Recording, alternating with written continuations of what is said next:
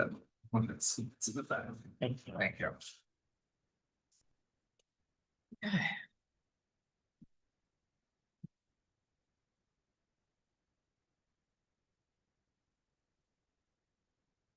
I'm ready. Oh, okay, all right. Don't worry about me over here in the notes I'm making. All right, this will bring this select board meeting to order as Tuesday, May 26th. It's 5:30 PM. With us, we have Vicky Bram, Stephen Whitley, Alyssa McKeon, and myself, Steve Lux Jr. All right, first on the agenda, points of pride. I have one. So as yesterday was Memorial Day, I'd just like to take the time to recognize everyone who's served, who is a citizen of this town. Everyone who died in service to our country, that's from Hopkinton, thank you. And then everyone who helped mark the occasion yesterday, including the Rotary and the Legion. Anyone else? Vicky stole mine. Yeah. Oh. Ditto. Awesome. All right, moving right along, is approval of the consent agenda.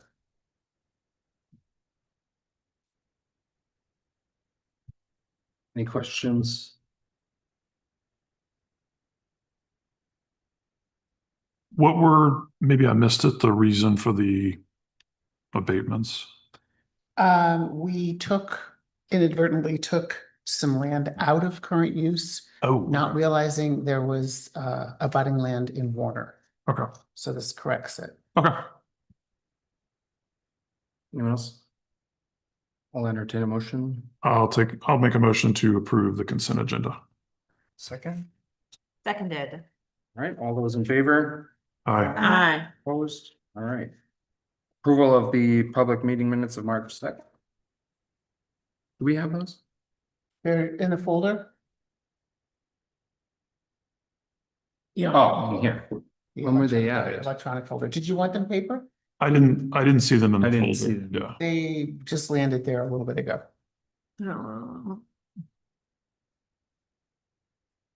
It goes from item 1 to item 5. yeah.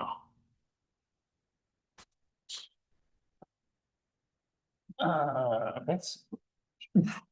You want to I have see? a printed copy. I can go make some more. Either way, I'm gonna throw it in there. thank you.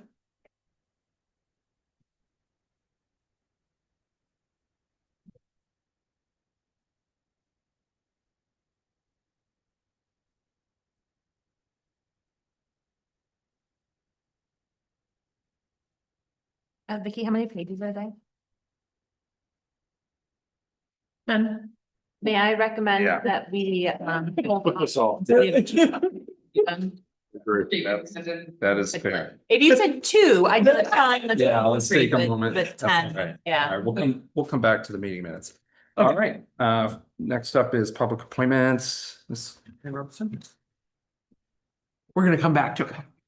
In there now. I thought I dragged them over. I apologize. Hello, Hi, Karen. how are you doing? Good, how are you? Um, I have some maps, but if you need them after our discussion, I'd be happy to provide them. What I've presented to you is a change to our current policy that we have on certified plot plans. This was brought to my attention that our practice, our administrative practice in the planning and building department differs from this. Okay. Currently, let me go through it. For about 15 years, certified plot plans have routinely been required for new principal structures. That includes commercial and residential. We usually require them prior to framing inspection, so that they can even submit them earlier to confirm the setbacks. The earlier the better, because if there's a problem and something has to happen to the foundation or something, the expense is of course less. So the policy, the revisions that I'm proposing, clarifies when a certified plot plan may be required. ensures consistency as to New Hampshire's licensing standards. So right now we say it could be certified by an engineer, like architect and surveyor or something. In New Hampshire, I did call the licensing bureau to Get confirm the that language. to confirm this. It can only be confirmed, anything to do with property lines, by a licensed land surveyor, not an engineer or anything like that. Yeah, So we were a little too liberal with who could, yeah. okay. So under the current policy, certified plot plans are only required when a structure is within 10 feet of a setback. And again, it needs to be certified by an engineer, architect, or surveyor. The practice differs, as I indicated. For about 15 years, we've required it by a licensed land surveyor. And again, it's for all new construction, not if you're within a certain distance. So again, the revision removes the 10-foot threshold and instead authorize the building official to require a certified plot plan whenever necessary to verify compliance with setbacks, wetland setbacks, easements, and other zoning requirements. Other zoning requirements, the zoning board of adjustment may grant a variance for a setback. The zoning board of adjustment requires an as-built, a certified plot plans to confirm that if they're allowing the 11, I think in one of the handouts, I showed you 11 feet. There was a garage there, was removed, a new garage was replaced, and it was 11 and a half feet. They wanted the surveyor to certify that it is exactly 11 and a half feet. So, because that was what the variance was for. Let's see here. So as indicated, the certified plot plan needs to be prepared and stamped by a licensed land surveyor. It's important to note, and as I indicated in the memo, this is not a survey of the property. Just the structure. It's certifying at the closest point from a property line, that structure. So this is a 18-acre site. And I just want to show, received this today. There's a new home being built on 18 acres. The house sits, We can share. the house, you can see they only did the back part of it. Built this point. Okay. They didn't survey the entire property. And the intent is not to do that. Some of the other ones that I submitted to you showed the entire property. But again, there's just certifying the location, the field work that they looked at does comply with zoning. Okay.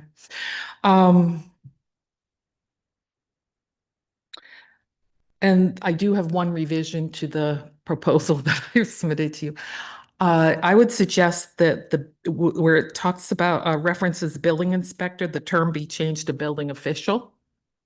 Consistent with the international building codes, residential and commercial, they always indicate building official and not building inspector. Furthermore, I was reading some of the House bills and Senate bills that are in this session. And in one of them that has to do with permits, inspections, and certificates, they also refer to a building official and define what a building official is. Okay. Where in the policy is that? Am I looking at the? wrong No, one? in the proposed. It's in her memo. Page 3 of her memo. Yeah, in the revisions that I'm recommended, I refer to the person as a individual, where under the terminology, the language that is in the, I think, building code and under this House bill, they talk about it could be an officer or a designated authority charged with administration and enforcement of a code. And then last thing to point out, in the current policy, it indicates the word shall be required prior to the issuance. Under the proposed policy, may be required. And discussing it with the inspector, probably throughout if you're agreeable, probably throughout the rest of this year, we'll still require them, no matter the size of the property, consistent with that, so that everybody's treated similarly. But as of January 1st, I think we're going to take a less conservative approach. While he is not certified, or that individual is not certified to determine where property lines, and most of the time the homeowner doesn't really know where their property lines are. But for larger parcels, if it's clearly on their property and not an issue with setbacks, it may not be required. So in many instances, this might just save a builder a little bit of money too, as well. They're Those are about, just not yeah, expensive. I've seen them, the ones that we deal with a lot, are about $1,000. Yeah, But yes, The so, plot plan with the stamp. yes. And the time that he or she going out there. Yeah. The site. great. Any questions of me? Nice work, Karen. Yeah, Thank you, Karen. Thank you. all right, no problem. Have a good evening. Are we gonna act on this now or later or? I'm fine with adopting it as presented, with the caveat, removing building inspector and using Building official. official. Thank you. And I do want to indicate one last thing, is that I've done a little research. Some communities do not have this in their zoning ordinance. It's just their practice. It may also be a policy, I guess, in some communities. Other communities have it as part of their zoning ordinance. I will recommend, as I've indicated in my memo, that the select board for the 2027 session add it to the administrative section in the zoning ordinance if you feel that's appropriate.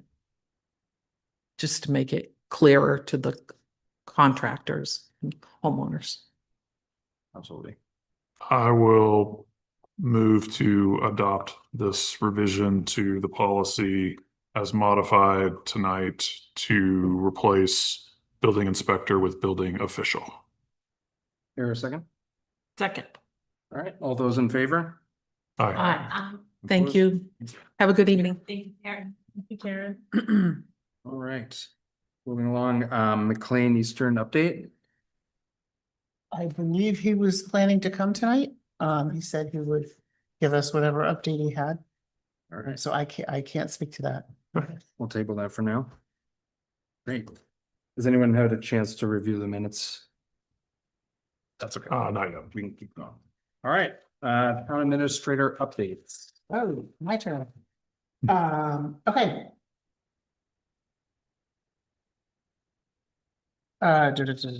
We have, we are about to make an offer for a finance assistant. We're filling some positions. We are about to make an offer for a police department administrative assistant. So those two searches went well. I think we still have highway heavy equipment operator position open. It's on the website. And that's the only ones I know of right now that are out there still. Other than we have a police officer position, which has been open for a while, and we're looking to get that back out in circulation, hopefully. Yeah, so that is good news. Where do we post jobs? They had been, I like to post them on NHMA because I feel like people just, if you're looking for municipal work, that's where you go. We've also used LinkedIn and Indeed. Unfortunately, Indeed is a little expensive because it's, Expensive, yeah. so we're trying to steer away from that. And just kind of blanket things. And website, obviously Facebook, Yeah. True, yeah. our own Conventional our own means. resources, yeah. So we have that for a minute. Tax bills, you've signed the warrant or are in the process of signing the warrant. Those will go out by the end of this week. Get some revenue coming in, which will be nice. Ambulance agreement. Did I mention this last week? I can't remember the last time. We met recently, probably in the last few weeks, maybe 2 weeks. Just went through, it was just the town administrators. Actually, it was Clyde from Warner, who's the finance person. Just went through the agreement and just kind of talked about what we needed to do. We talked about the next meeting, bringing in the fire chiefs. So that is, we're looking to schedule that. We're trying to pick a date. I think after Warner had talked to their fire chief and gotten some more information, you know, about calls to the nursing home and mutual aid calls and things like that, things that I had said I would be happy to provide. Learning that again, he got from his own fire chief, and that answered a whole lot of questions for them. Oh, good. So we're down to the, looking at the nitty gritty and, what exactly are we billing you for, gas for the vehicles, and so we can dive into that and have some, really productive conversations, and then any changes, we'll pull any of you folks in perhaps to that, and I think it feels to me like it's mostly just understanding the agreement that nobody's looked at in 10 years or more. So that's moving along nicely.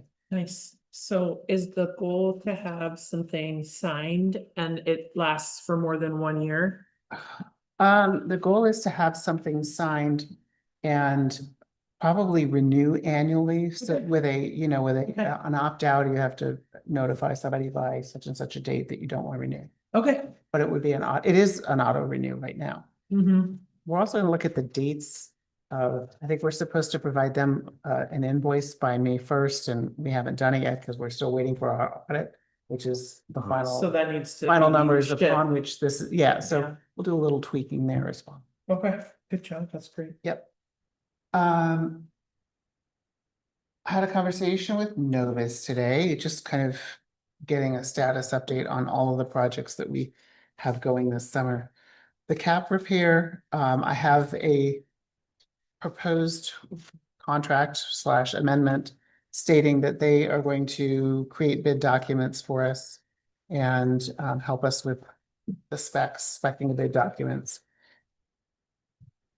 And get that out to bid, hopefully around the same time as we get the lagoon project out to bid. So the cost for project bidding and contract award support and preparation of contract documents is $15,000 for, this is just for the landfill cap, working with DES and basically Novus carrying that. This is part of the 800. It's not in addition to the 800, but yeah, engineering is not inexpensive. So I don't know if you want to take a look at it, or if you want to just authorize me to sign it. It's pretty, pretty straightforward. I mean, I'd be very happy to look at it. Is it long? Yeah, it's essentially. Great. Perfect. Thank you. So that one, where that's kind of, for me, that's a sensitive one because we have a potential for, heavy rains making it worse. I asked him about that and he said, well, we don't really want to be working up there in the wet season, which is now hopefully passing us. He said, based on getting the specs out, getting the bids out, he anticipates like an August or September start to construction.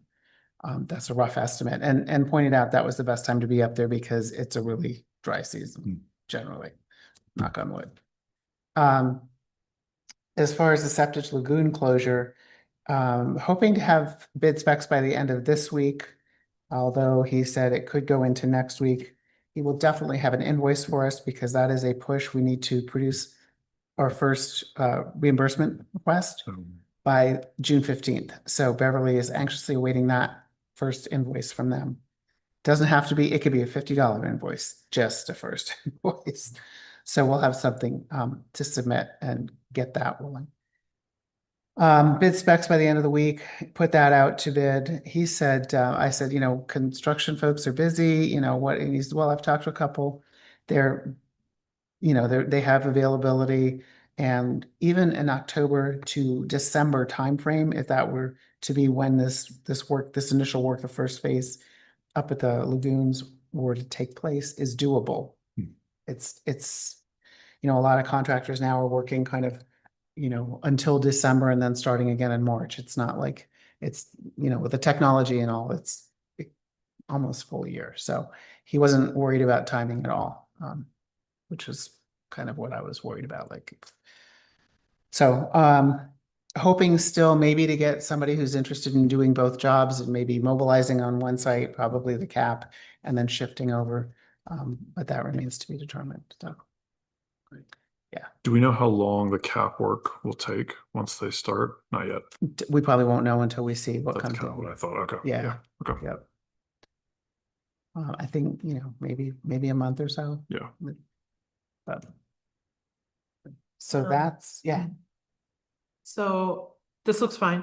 I just want to be clear that we're repairing something and building it back to as built designs. So we are not improving the landfill cap. We are trying to put it back fixing it. for fixing it. Yeah, Okay. and there may be some improved drainage. I would hope that if there were things in there that were living in there, that we might put grates or something. Sure. To Yeah. keep things out, but no new site plans or pipes going in different directions. Right.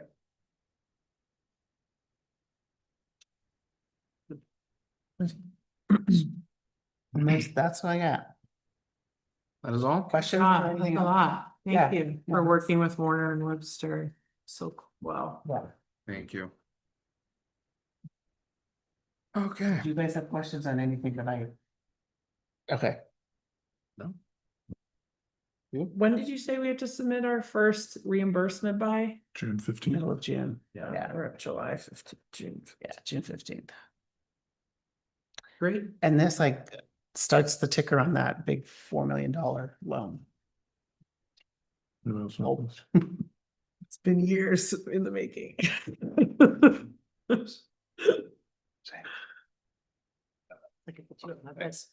Thanks, Karen. All right. Deciding for. Oh, Yeah. yes, I move that Karen signs the Novus Authorize me to sign, yeah. contract on our behalf. Second. All those in favor? Thank you. All right, now on to old business. Process for appointing committees policy. Okay. Are we on this? I think this is the. Number 9. Yeah. Yes. So. Which was prior updated 15 years ago. Mhm. And this should include all of Sabrina's updates redlined. Yep, this includes Sabrina's. She had 2 different fonts in there, so I had Beverly kind of look at both versions, which included, I think it was Wyndham that we pulled in there. And then she went and found some language adding something for removal. Yep. Thank you. And I think she also, there's another section, page 5.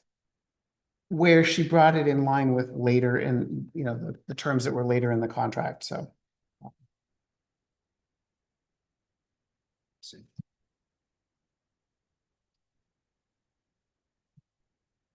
I had a question on, let's see, where is it?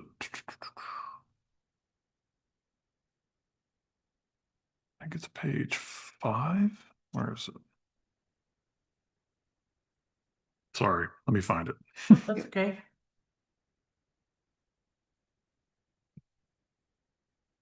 She, I won't say struggled, but she gave a lot of thought to, some committees meet more frequently than others and missing, 50% of the meetings could be, 2 meetings a year. I think. Well, that's So a good point. She gave a lot of thought to that. And it does say basically unexcused, so if you didn't say, I'm not gonna be there, then that counts against you. Right. And what I was gonna say, I just answered my own question, so can disregard.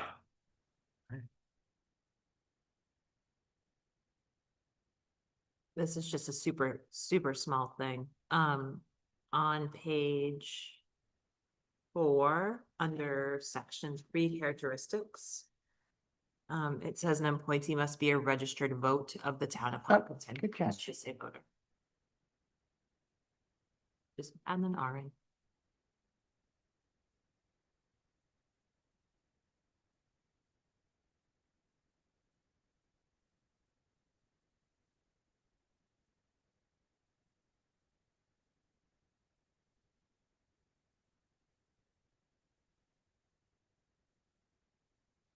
Yeah, I think Any other that's pretty thoughts? good. Yeah. Replacement is a full- replacement is a-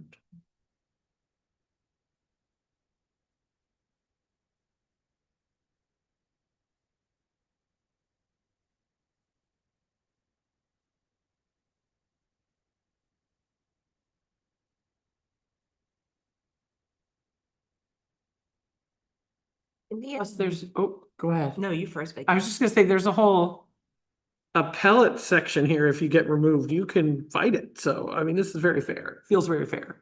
What were you gonna say? I was gonna say, just under the removal section for the grounds for removal around attendance, if it'd be possible to update it with similar information about excused or extenuating circumstances, because that's in the upper section around reappointment criteria, but in the removal, it just says failure to attend 3 consecutive regular meetings or absence from more than 50% of regular meetings. I guess I'm curious as to why we'd include context that that might be an okay thing for reappointment, but not include that in the grounds for removal, because someone could trigger it under pure logistics when there's a very valid reason why someone wasn't there or was excused or was pre-discussed. Yep. We can do that. And could we put loss of qualifications first above attendance? Just in terms of order of importance, it's like if someone was out of town.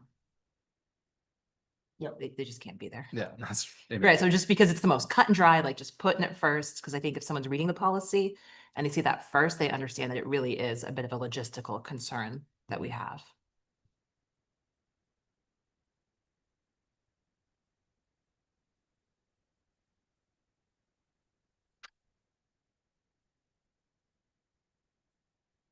All right, so let me, if there are other changes, we'll incorporate them.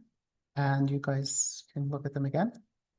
Just give a, Sincere thanks to Beverly and Sabrina and you for moving this along. we've done a good job. Under removal, the numbers that are with the numbers with a underline heading. 1, 2, and 3, they end with a colon, and then looks like 4, 5, 6, no colon. Okay. Conduct. No, that's not it. Removal. I think, yeah, it starts with like removal procedure. At the bottom of page 6. Things that I would literally never notice in the duration of my life. Thank you, Vicky. You caught the actual typo, so good job. Now formatting eludes me. Yes, there was a lot of formatting done here. Mm-hmm. This is, just to clarify, this is intended to only apply to appointed positions, not elected. Non-elected. Yeah. 'Cause usually, I think elected are governed by statute. Yeah. I mean, we probably don't need to put that anywhere, but it probably wouldn't hurt. It does help that under section 1 purpose, it does start with this policy applies to all board committee official appointments made by the select board. Okay. There could be a second sentence like saying this does not apply to Elected RSA. officials. Elected officials. Yeah. Can add that. I think that's all we would need. And Yeah. perhaps like the follow-up sentence to clarify that if there's an RSA overseeing a committee, appointed or not, that supersedes our policy. I think that's in there some. Yes. Yeah. Somewhere. I'm going to change Board of Selectmen to Select Board. It's used interchangeably in here. I just noticed that. There's something that irks me on like a pet peeve level. Can I bring, Sure. on page 3, under purpose? The third sentence says every effort will be made to maintain experienced members on boards and committees. And every effort just feels like there's no possible way to hold ourselves to that standard. Like, we're not going to take out full page ads in the paper. So I think maybe we could just say, we could tack it onto, it shall be the goal of the board to make responsible appointments and maintain experienced members or something like that. When we say every effort, it's just personal pet peeve of mine. Sure. It's fine. Gone. Thank you.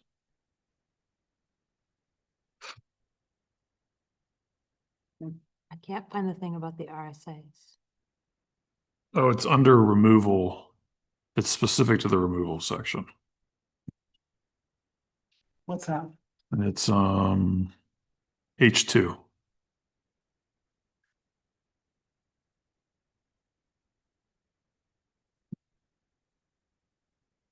Thank you. Yep. Okay. Okay. Anyone else? Also, Thank you. Moving along, town meeting debrief. So much, So we had, this has been kicked. Yeah. For a while. I did want to talk about the department visits. That was something that came out of town meeting. They were a big hit last year and we agreed to do them again. How do Wednesday mornings look? And when can we start? I may or may not be able to make Wednesday mornings, but Okay. Because I actually went back and we didn't pick a day, but we talked about Wednesdays and Fridays. So what, I don't mind missing some. I mean, I've been to most of these departments 50 times in the last month. Fridays are impossible for me generally. yeah, and Friday, yeah, okay. Fridays are tough for everybody. Yeah.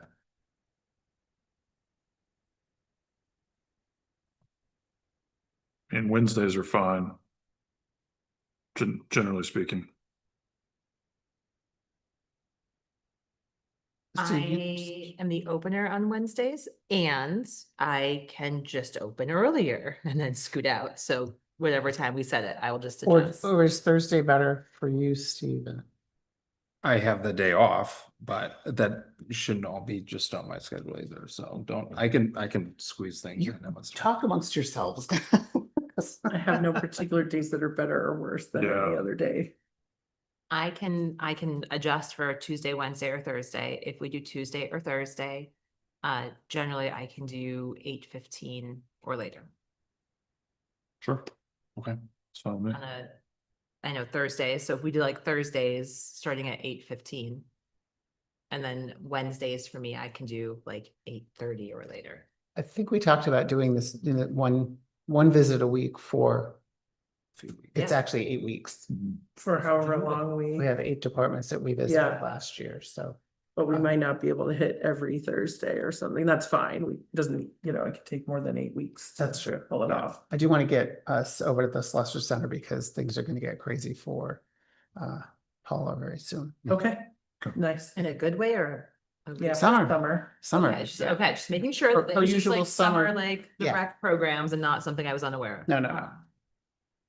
All right, so Thursdays, okay. 8:15 or whatever, whenever. And if you start at 8, that's okay. I will scooch over. I'm just saying 8:15 because like I usually have Owen with me. 8:15. Yep. Okay, 8 o'clock on Thursdays, I'm usually 15 minutes late anyways. starting, what's next week? I cannot make it Fourth? next week. I'll be out of town. Out of town.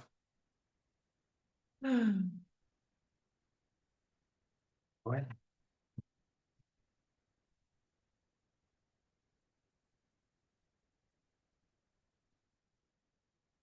And the only other piece from the town meeting debrief was the survey and the survey results, and I think they didn't know if you wanted to review them, make any changes for next year, I did want to comment on them.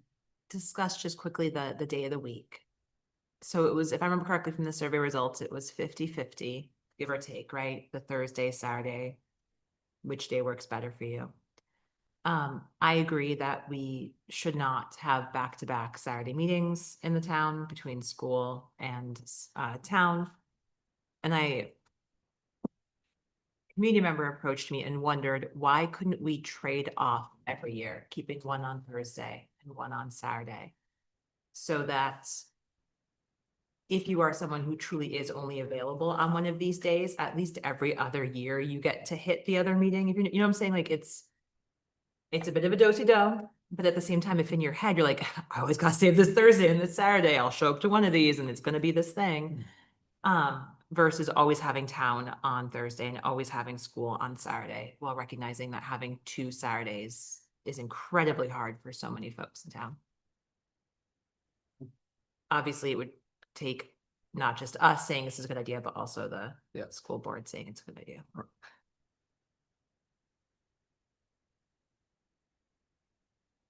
And the town and school did used to swap. Who was first many, many years ago. I don't remember the reason for the change, but Did we lose an arm wrestling match? Like, is that what? probably. Okay. So that's something we can, when do we have our joint board meeting? Probably not scheduled yet, but Yeah, it's not scheduled yet. It's usually sometime in the summer. It was last summer, was it August? yes, oh. Well, Maybe I'm looking at the wrong results, but this looks like a quarter of the people said that the day was inconvenient. Oh, and then, oh, I see what you're talking about, Alyssa. And then another 20% said the day and the time. Okay. I mean, I'm fine with it. It just complicated because we can only dictate our own business session and then bring it up to the school board. %. What I think I'm saying is using this survey data as well as it's a small town, the volume of conversations we have with folks that we know 2 Saturdays is a no-go. Yeah. And we know that for some folks, the way their life is structured, they can only do the Saturday or they can only do the Thursday. And so in an effort to reach as many folks in the format that we have, why would we not try trading off for 3 years and see what the result is, right? I do wonder if there's some benefit to some consistency. I love. You know, historically, people are like the Thursday, and if we switch it, I think we But may. it was the Thursday 4 years ago. When I first moved here, they were still both on Saturdays. Yeah, yeah. So they used to both be on Thursdays. consistency is only what we make up. It's just our recency bias. Yeah, totally. And I do agree, like there's a do-si-do where every year it's like, which one's which? But yeah, I think it's worth floating the idea to the school board. And if they're like, hard no, we can only do Saturdays, it's what works for our parents, like, then the conversation's dead in the water. And if they are willing to entertain it, we could always put out another pulse survey in partnership with them. And see if the numbers budge from this, like basically 50-50 split between the 38% on a weekend morning and the 41% on a weeknight at 6. Yeah, who would we ask, do you think? Who would we ask? Yeah. I assume we would put it to Dulcie, the chair of the school board, to bring to her board to see if they have any concerns about a time-bound mini experiment. Try it for 3 years, commit to it, see what the results are after 3 years. You can't just do 1 year, right? Because you're like, cool, We could, did it once. we And could the just weather could affect it. put it on that agenda for the summer meeting too. Mhm. Just reach out and let them know. I know nothing about when everyone has to set their dates, so just making sure that we don't accidentally. Not too much later in the year, yeah. Cool. And if it happens, cool. If it doesn't, it doesn't. Just trying to make sure that we're Yep. thinking outside the box as much as we can to make the meetings as accessible in their current format. Great. Okay, Great. did we have somebody from McLean join us? Are you from McLean? No, okay. Would you like to be from? Answers. About 6. The answers. Let's see, are these quick? Right to know request policy, is that something? Yeah, that's, we've batted this around a little bit. We floated it out past town council, who gave us the yellow highlighted one. I don't think it's in our folder. You sure? think it was in It may last not be week. yellow highlighted, Or, it's just, sorry, just last this time. chapter X. Is it last meeting maybe?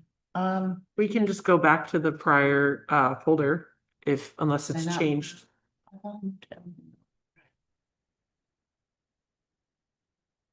Do not move it over. It was,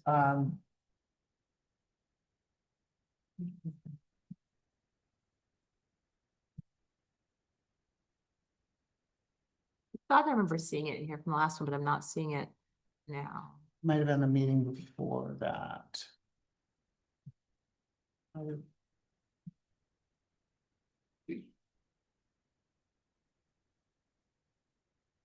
Sweet crowd. Thanks for coming, guys. Is it in April? Didn't see it, not in the 20th. Not the 20th? Swear I remember seeing something at some point, but maybe I fever dreamed. Maybe we can just come back to that. Can we do the franchise renewal? Yeah, Quickly? because that should be pretty much the same. It is just in general in April 6th. It is the number 11s in, yep, April 6th.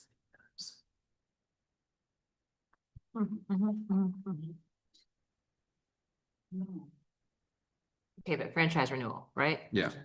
That's something we've kicked around for a while. And I think we just agreed last week. Have we sent it to council yet? No. That would be my suggestion. Okay, you want to send it? Yeah. But last week's comment was, this is pretty boilerplate. Yeah, I was curious, 'cause Very little change. I thought after the last meeting, we were basically done with this. Was there something else we had to do with it? I wasn't here, so I missed that discussion, but if that's totally fine. Update the names and, Yeah. so if you're ready to sign, I have a signable version. If you're Oh, not cool. ready to sign, we can run it by council. Yeah, I'm fine with it. We went through it last Okay. week, so. Yep. Thank you. And then, do you wanna just take a second and then we Yeah, can do the, that's that way fine. it's not. Take a couple minutes real quick. Read the public meeting minutes of March 2nd, anyone? Oh, okay, time to read. Then we can do the public hearing and then come back and just finish the Yeah. minutes.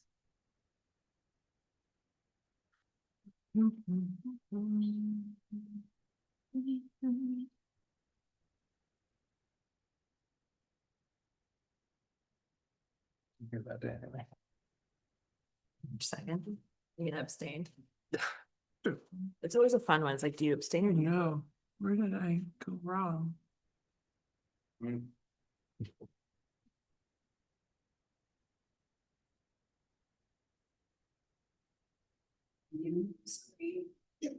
Don't worry. Okay. No. Try to sit as far away from you as I could while I was eating my dinner. Hope it didn't cause too much of a.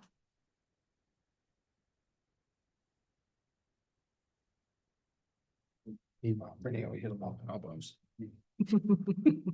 This is pretty fascinating. Are these time markers? So if you wanted to fast forward to a part, you could just use her little time markers? I think that's what they are. That's pretty interesting. I like that.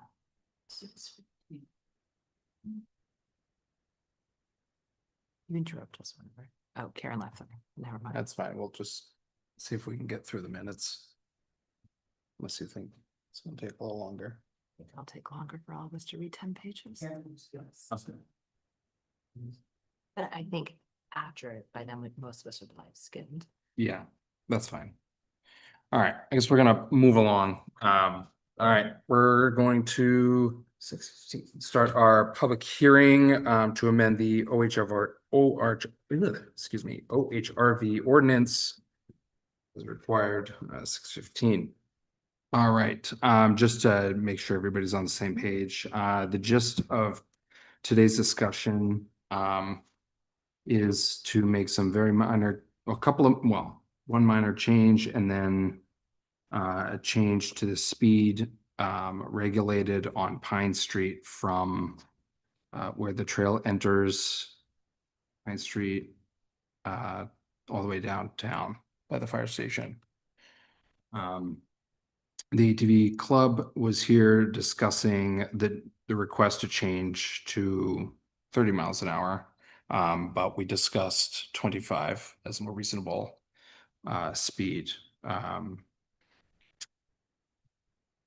I think that's where we're at the moment. Good, Yeah. okay. Questions? Okay. So Anyone is from- the yellow highlighted number 10, is that what we would be changing Yes, to 25? yes. Okay. And then evidently it looks like we're Yeah, naming a pizza joint. that might be a good idea to update. Good time. All right, anyone from the Bound Tree ATV Club wishing to speak at this time? Any additional information? Mr. Lutz, Yes, I would appreciate if you used the microphone okay, because we can't hear you, okay, all of you. You know, I mean, you've been talking amongst yourselves, but it's not coming to me. okay, thank you. I appreciate that. Thank you. And so what are we discussing? The OHRV ordinance, Which is, the ATV ordinance in town, Okay. that currently exists that allows registered OHRV vehicles yeah, to pass on certain areas of town. And in this particular case, we're discussing a change in the speed allowed on Pine Street in a certain section in downtown. The current ordinance allows for 10 miles per hour. The ATV came in and requested a change to 30. The why? select board discussed 25. And I believe before, sir, before we explain, I believe the chair had invited someone from the ATV club to come up and share why they had requested the change. And what is the purpose of that increase? So we need to approach the table too. If you wish to speak, we can have you come up to the table and speak, but I'm sorry. at the moment, we're gonna have the ATV club come up and just give us a brief understanding of where we're at, Okay, and then we'll open it up to the public. okay, Thank you. great. Yes, please.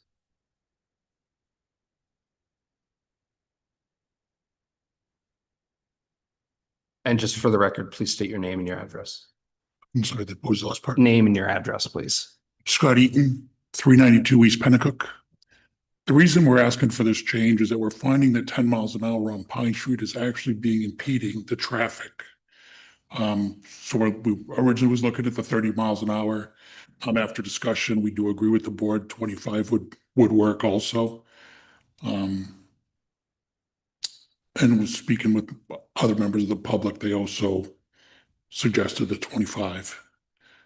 The problem with the 10 miles, we're going too slow on the road, which is causing sometimes a backup with the traffic trying to get around us, cars coming the other direction. So we figure with 25, it gets us down to where we need to go safely. And it's only a 3/4 of a mile stretch that we're talking about. It's not like we're talking from the parking lot. You know, it's just beyond the overpass to downtown. Mr. Eaton, may I ask you a question? Yes. It says here, Pine Street, you know, not in excess of 10 miles per hour, and we're gonna change that. But the second thing in this clause says, on all other permitted routes, no person shall operate an OHRV at speeds in excess of 20 miles an hour. Does that include the trails? Is that what that means? The trails, certain spots of them are down to 10 miles an hour also.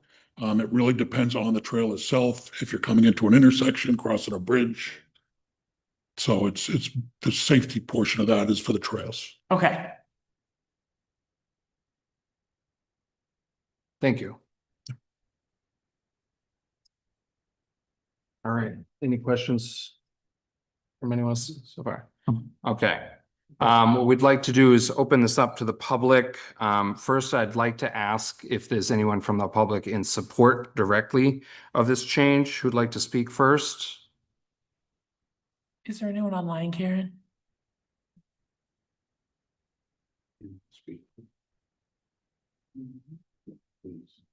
Okay.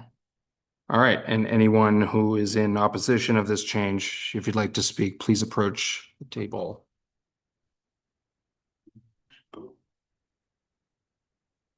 And for the record, please state your name and your address.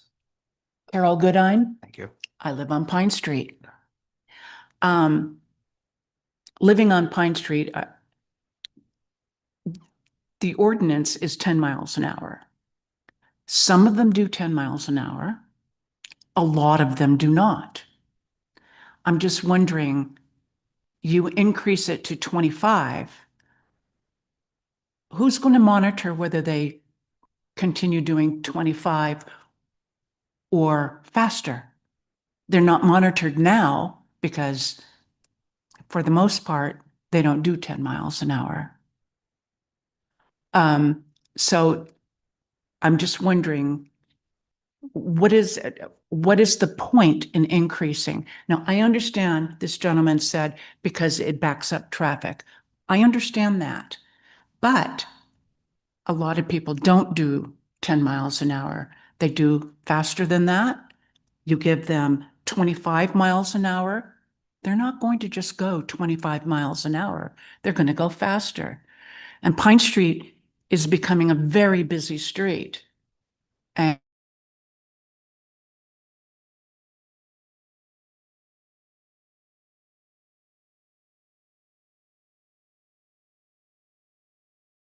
Thank you. Thank you. Karen, if I remember correctly, we discussed the last meeting that most radar detectors that the police department and Fish and Game might use don't monitor anything below 20 miles an hour, if I remember correctly. Remember that? Do remember this comment. I don't remember the I don't number. remember the exact number. Is there anyone else from the public who'd like to speak? I would. I'm the lady's husband. My name is Bradford Goodine. I as well live on Pine Street, been there for 26 years. I recall when the ordinance first went through that ATVs were allowed to go up through there at 10 miles an hour. I also recall that the State Fish and Game monitored those people with radar. That's no longer being done. Our local police department is no longer doing that. And if I remember correctly, now correct me, the ordinance wants to increase the speed limit for the ATVs from 10 to what, 20? 25. 25. The speed limit on the street is 30. And I can't understand the purpose of that. My understanding is that the tires on most of these vehicles are meant to go off-road, not on hard asphalt or pavement, for one. Number two, nobody is monitoring those people. I have no objections to them going up and down Pine Street whenever they want to, particularly on the weekends, Saturdays and Sundays. And there's a parking lot up above. And I would appreciate if maybe some were to trailer their vehicles up there. But my biggest concern is that there is no monitoring whatsoever that we see on the weekends of ATVs at all on Pine Street. And I don't think that Pine Street I believe that the increase is just because the club wants to go. I don't see backing up of traffic. And it does run from the fire station past Interstate 89. And from where I live, the fire station is 3/10 of a mile. So it's further up than that, than this gentleman suggested. And there is a parking lot up Pine Street where things could be hauled, trailered, whatever, parked, and do the trails that they want to do. So what I would ask the council, what is their purpose of increasing the speed limit? Can you tell me that, Mr. Lux? I think the gist of the conversation is that this would get vehicles closer to the flow of traffic.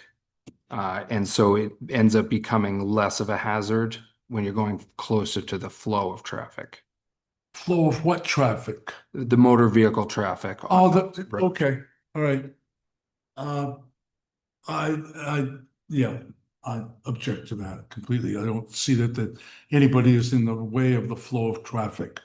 If more so, service vehicles for delivering oil or mowing lawns or propane are more in the way of traffic flowing, and they're not there on the weekends. And mostly the ATVs are running on the weekends. And occasionally we see them through the weekdays. About, I don't know what time it is now, but approximately 5:45 this afternoon, I'm sitting in my driveway waiting for my wife, and I noticed that one ATV went down the street towards the fire station at a reasonable speed. I didn't see a lot of traffic backing up at 5 on a Tuesday afternoon.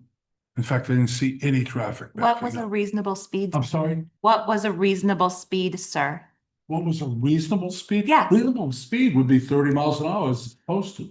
And so the ATV was going about 30 miles an hour and Or that's less. reasonable. Yeah, that was in reasonable. speed. Absolutely. And so if I'm hearing you correctly, I'm sorry. if I'm hearing you correctly, your concern is not with the proposed speed, but with the actual current actions you are seeing on the streets. What my concern is, who's going to monitor it? Because no one is.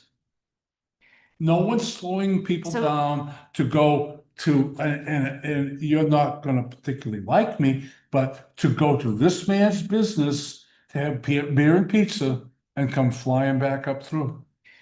I am not inclined to give motive to other people's actions Yep. or speak to what other people are doing. Yeah, What I am inclined to do is make sure I understand your objection. And so your objection Yeah. is not to the speed limit. Your objection is to what you see as the current actions happening on Pine Street, regardless of the ordinance. Is that correct? no, not completely. No, I don't approve of it being increased to the 25 when the speed limit on the street posted is 30. And so would you recommend leaving it at 10? I would, And I want to make sure I understood that earlier when you said a reasonable speed. I think at 10 miles an hour is fine. I don't see the purpose of, I guess I I'm just getting don't s- confused. I'm sorry? I guess I'm just getting confused. Well, you shouldn't be, because what I'm saying is this. I think the speed limit for ATVs should remain the same as it's posted. I think that it should be monitored more by local authorities. And I think that I don't see any reason at all for increasing the speed limit. And that's all. Can I Thank you. Okay? ask a question? Do you, if the speed limit at 25 were better enforced, would that, I don't, it doesn't You know, change your position at all? Pine Street is subjected to a lot of traffic. Trucks, a lot of trucks that are going out to, not Boundary, the other one. Burnham Intervale. Thank you, Burnham Intervale. And, those truckers, when they're coming around the stop sign by the fire station, and once they make that turn, they want to make that upgrade up to the entrance to the library. Nobody monitors them. They could be doing, and I know that, I realize that if I'm sitting outside or if I'm looking or I'm working outside my house and I'm looking, I can't judge how fast they're going, but I do know during the school season, there were a lot of young children that walk that street and they're going to the athletic fields and they're going home. And I think I think it's very poorly monitored. And so, no, I would not. No. Okay, thank you. Okay? Thank you. Thank you. Thank you, sir. So in answer to your question, Steve, about 10 miles an hour is the lowest a radar gun will pick up speed. Okay. And that's from the police chief. Okay. Thank you. Anyone else regarding this? I didn't know if anyone from the ATV club wanted to respond to any of those comments. Go.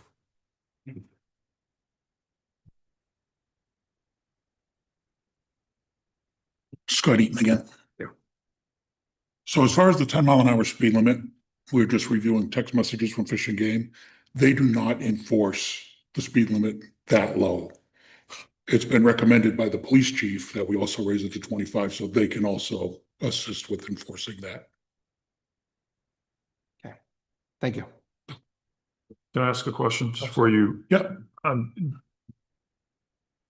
If we go through with this change to increase the speed limit, do you guys have any plans to communicate that to the members of the club and make sure everybody understands? Yes. And how would you? Yeah, do we that? have an email chain as well as Facebook and other communications that we send out Okay, through text messages and stuff. okay. And do those typically reach all of your members when you Yeah, send so out a something blast we like started that? this year was the email, so every single member that signs up to be a member of the club is Mhm. added to the email chain. Okay, So whether they live up here, come up from Massachusetts, they're all notified. and forgive me, I don't think I've ridden an ATV here in town, so what's the signage like for this speed limit? I mean, is it really apparent when you know, or start to hop onto Pine Street? Yeah, as soon as you're on Pine Street, there'll be a speed limit sign right there, Okay, as well as coming from downtown. okay, okay. Thank you.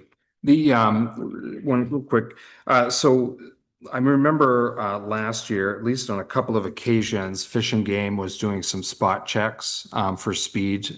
They were a little bit further up Pine Street, closer to Prototech, if I remember correctly. Is that something that we can request, additional monitoring? Is there a grant required for such a thing, or is this something that we can just have? Now, that's something we probably reach out to Fish and Game and ask them for assistance with that. I know in the past we've called them and they've been out to monitor that, whether it's on Pine Street or the trails themselves. Okay. At the parking locations that have been mentioned, is there additional space for signage or notifications there so that before folks get going, they are aware of? We have a 10-mile-an-hour one there just because you're entering the trails. But as far as mentioning what's down further, there is not at this point. We can definitely do something like that. Okay.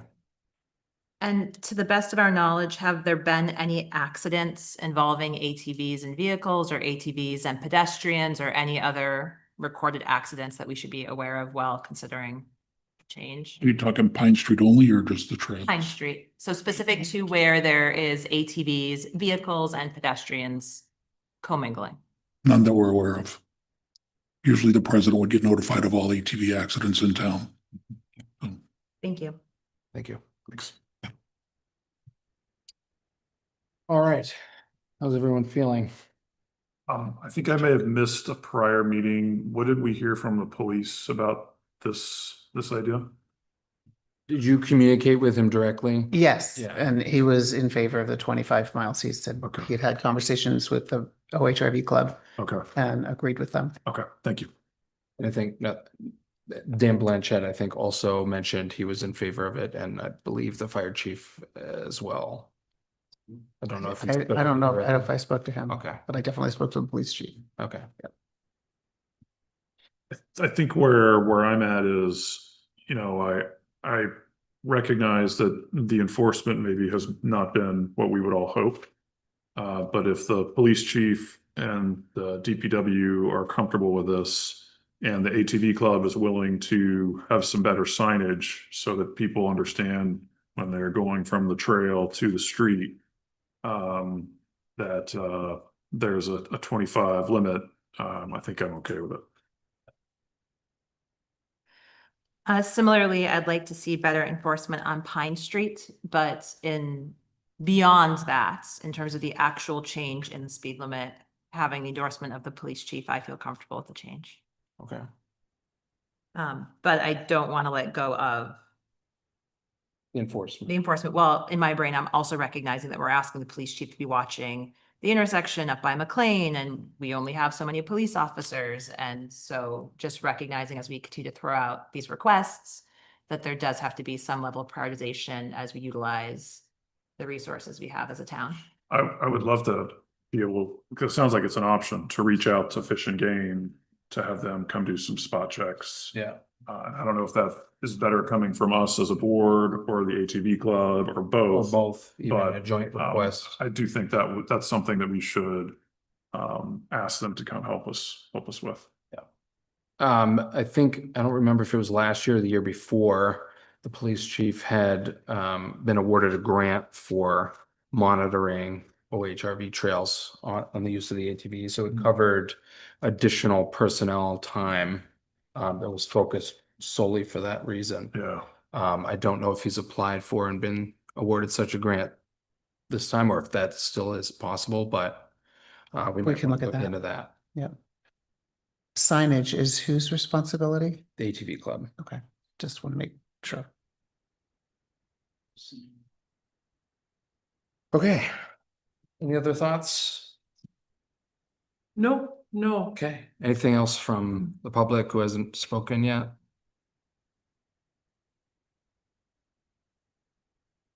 Evening, everybody. Lauren Clement, 86 Maple Street. Not speaking in favor of or in opposition to, but while the conversation was going on, I figured I would pick up or just Google how fast a road bike goes. And it said on average between 12 and 20 miles per hour, depending on what category you ride at. A beginner tends to ride 10 to 14 miles per hour. Intermediate fitness riders ride 15 to 20 miles per hour, and advanced amateurs can ride up to 20 to 25 miles per hour plus. Also, as you guys probably have seen, there's plenty of e-bikes going around on town, and I'm sure they're supposed to follow the speed limit. So at 30, they can go well over 30 miles per hour. I can see there, if you hold the ATVs to 10 miles an hour, now you have bicyclists actually cranking and passing ATVs. I also did happen to come down Pine Street this weekend, and there were some ATVs, three riding together in town, and there was three of us vehicles, me in the back, and kind of waving us around, and then another car would come at the crest of the hill, and then I had to get in between some. And so I do see the concern of the riders, but also want the respect for the residents on Pine Street. And I don't live there, so I don't have a lot of experience with it. I guess one other suggestion was, I know the town got those signs that attach to stop sign or to speed limit signs that tell you how fast you're going. And I know those go down lower than 30 because they do. So if you do make a change, I don't know where the speed limit sign is on Pine Street, but if it's between 89 and in town, maybe the police department could add that on there if it's a problem and a reminder, and just use our resources that we already have and plug it in and just like, hey, you're going a little fast, slow it down. So, because it should say 25 for riders. Give us a reminder that we have those signs. So, just a couple suggestions. Thank you. Excellent. Thank you. All right. Anyone else? Okay, we'll close the public hearing. All right, are we ready to take action on this? I would support it, but I would probably attach conditions that the ATV club and us reach out to Fish and Game to have them come do some spot checks, and for signage for the ATV club to put up signage at the parking area about the change in the allowable speed. Should we put a time frame on that, Stephen, just to make sure to be like within 3 months, within 6 months, that these things are completed so that it's not an open-ended? I mean, I would say probably 30 days. Yeah. Just, yeah. 30 days sounds great. Okay. All right. Anyone else? Okay. I will entertain a motion. I will move to change the allowable speed limit in section 5.04 from 10 to 25. Conditioned on the ATV club adding some signage at the parking area on Pine Street within 30 days, indicating that change, and also the ATV club and the town reaching out to Fish and Game to ask for some spot inspections of the posted speed limit. Okay.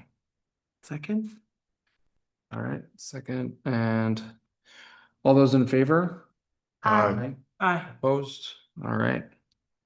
Can I make another motion Yeah. to change the referenced pizza business?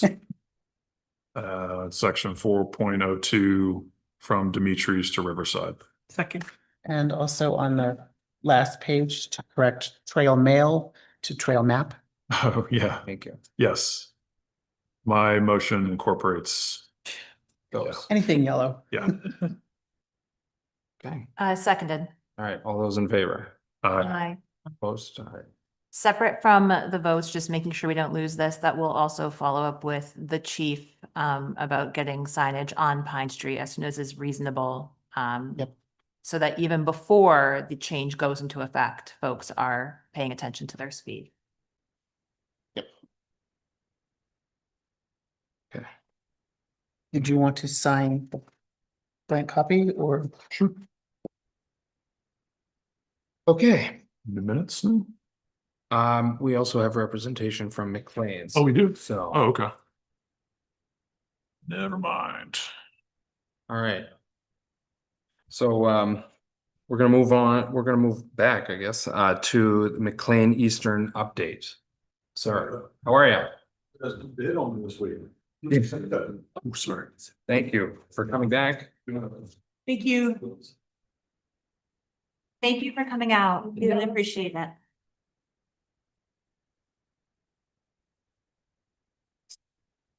Whenever you're ready, if you wanna state your name and. Yep, Paul Davis McLean. Wow. Thanks. Hello. No, thanks for having us back. So ongoing developments, obviously it's a big project that we got working on. So we have, I was able to reach out to some of our corporate officers. Some were able to come out and take some pictures and measurements, to look at some opportunities. Actually, let me retract back up. When we left last month, we went back with the DOT commissioner, I think he was. He had mentioned he had several ideas that he had posted before and what have you. So we're going over those, looking at those, and so bringing those ideas along with anything new to the company of what options there are, what ideas. All of them right now come into, that's where the engineers will come in place, and lawyers to some degree will come into wetlands conservation, and anything we do, nothing, I won't say no, extremely minimal can be done right now as is, because there needs to be more land to some degree. So moving, creating more parking, a roadway, a separate drive, moving some other parking or staging, all the ideas that the commissioner had results in either digging up ground, earth, trees, ditches, etc. And therefore, because of the swamp and the wetland, not to say it can't be done, all of it, some of it can't be done. Some of it can be done within reason, but there's got to be measurements, 250 feet off the wetlands, depending on where they are. Only allowed to remove so many trees, so depending on where we are because of the root system and structure. So looking into all of those to actually do that math and determine per square footage, what is our capability to be able to expand the driveway or a little more parking region or. And respecting the wetland. Exactly. Exactly. Yeah, exactly. So engineers are looking at a lot of those options. and seeing what those are. I don't want to share them with you yet because half of them could be bogus and not even worth wasting time. But when we get at least one or two viable options, I think that's when I would propose and go from there. Sure. Because, well, the next step, one of the next steps following that would be, because of the town of Hopkinton and the zoning areas, there may or may not need to be some permits, well, there definitely be some permits, but some additional grants or authorization or something that may or may not be allowed when we get to that point. So we got several pictures, they got several drawings, they're looking at measurements and measuring some of the current earth and substructure and all that other fun stuff to do that and see where that comes in play. With that, what we have done immediately, we have put out, I don't know, I'm gonna say about 50 delineators along the side of the road. So before, even though there's no signs, no parking signs up, there was still room for tractor trailers to pull off on the side of the road there and be half on and half off or whatever. So we did put up delineators every 30 to 40 feet right there on Maple in front of the building to really, I say minimize it. I can't cure all crazy people. Encourage the. Not parking right there. I mean, because I saw somebody pulled over halfway in the ditch and he's leaning, and we go knock on his door trying to get him out of the way. He's can't park here and whatever. So the delineators there shows no room to park anywhere on the road. So we've done that. We've also increased. I've opened up some of the interior to where I can allow at least 3, maybe 4 trucks. So what we're looking at is between the hours of like 5 to 9, really 6 to 9, 7 to 8, from what I understand is the key area. I've got my guys actually tracking how many carriers are coming in between each hour, and just to help maybe modify that. But to get in 3 to 4 trucks as quickly as possible. That's what I was trying to tell some of the other residents before, is some of that is a snapshot in time. When 3 trucks pulled up, you can't just pull a truck off the road. It takes a minute to slow down and pull and stop and brake and see where it's going or what have you. But at least they should not be on the road for 15 to 20 minutes, right? So is an increase of 3 to 4 trucks at a time basically double what they were trying to handle prior to that? More like triple. Because Okay. before there was really just one at the gate. The gate, and somebody said the gate's only been there a few years. It's been there for 20 years since we opened. It's been there the entire time. So not to say it's okay, but it's not, since the gate came It's up. not a new development. Yeah, somebody mentioned last time, since the gate came up, it's been an issue. Well, it's been there since we moved in 2001. But before the gate was there, a truck would pull up and stop and we'd check them in. Now we're opening the gate in those hours, getting 3 to 4 of them in. So now it's effectively tripled, if not quadrupled. So some of it can still happen. That's what I can do for the immediate aspect to help minimize that while we're working on the possible engineering and permits and ground, assuming we get all that done and permits and approval, is we can at least try to expedite that during those 2 to 3 key hours from whatever it is, 5 to Is that? 8, 7 to 8, 6 to 9, whatever it is. Dan's asking this, but is that in the morning or at night? PM, that's right. So, I mean, I understand it's people coming home from work, right? So they're coming home at 5 o'clock, what have you, or they're leaving, they're at home and they're going downtown to grab something to eat, and so they're coming, either going down to eat or finishing eating, then coming back home. So somewhere between 5 and 9 is probably when most of that traffic occurs. Yeah. And so where we can help minimize that to a degree, I can't control all these guys. Some of these guys are special fellas, but we can definitely help minimize it and open that. So if we can at least get, we should always be able to get at least 2. 3 is kind of what we have mapped out. 4 would be a max and a perfect scenario on how it kind of folds out where all the stars kind of align. So it at least double, if not triple, maybe a little more sometimes, at least while we work through some of the long-term projects. Yeah. So we have that. I say we've engaged with some engineers, architects, and vendors to look at some quotes and so forth. All that assuming is once we get some pictures and drawings or whatever, that the town approves it, permits, and goes from there. You know, so we put up the delineators right there. When you park through there, you'll see that.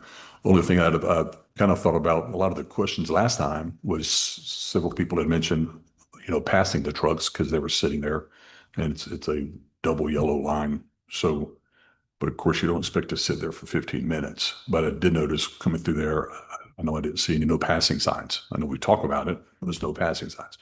I've seen in other industrial areas where there may be a sign that says trucks entering and leaving roadway. Just the people are aware of that. I think everybody in town probably knows, but anybody new coming through or just, I mean, sharing information that we've picked up and noticed here lately. I know I've seen the PD down there some, not every night, but none of the stuff goes on. I know they were down there when I came in today. So just kind of an update where we are, not a whole lot. We have done some things for some immediate minimal expedition resolution, not resolution, but to expedite that to some degree. Yeah, some relief. I just want to acknowledge that it can be a snapshot in time. If 4 carriers show up at once, I had one when I left. He's not supposed to be there till 8 p.m. and he showed up at 5:30. He's part of this 7 when I'm only planning on 4, you know, and so I have appointments. We have schedules. I have them rotated out, but when 10 of them show up at once, not to say I can't do anything about it, but it takes a minute to either get them in, get them turned around, not staged, to do something, and it does take a minute coming in and out to do some of that. I did see an idiot pass it, pit on his back up and reversed on Maple. I can't control that. I wish I could, but I know that's a concern, and it is a concern. It's a concern for me, but I mean, we have signs coming up. They know where we are. I mean, you know, we can control what we can control, and I try to manage what we can't. When do you think you may know a little more about some of the more permanent fixes that might be feasible for you guys? I've got at least two vendors I know we've reached out to. We're waiting for them to kind of give us some ideas on. The DOT commissioner gave us 3 or 4 ideas, so we're going to present those. Most of them I would say aren't feasible, just because one of them was our employee parking lot. Yeah. Where do I move my teammates? And he said, I don't care. That's not my fault. You need to get trucks off the road. To a degree. So, you know, but we do have at least 1, maybe 2 viable options, I think.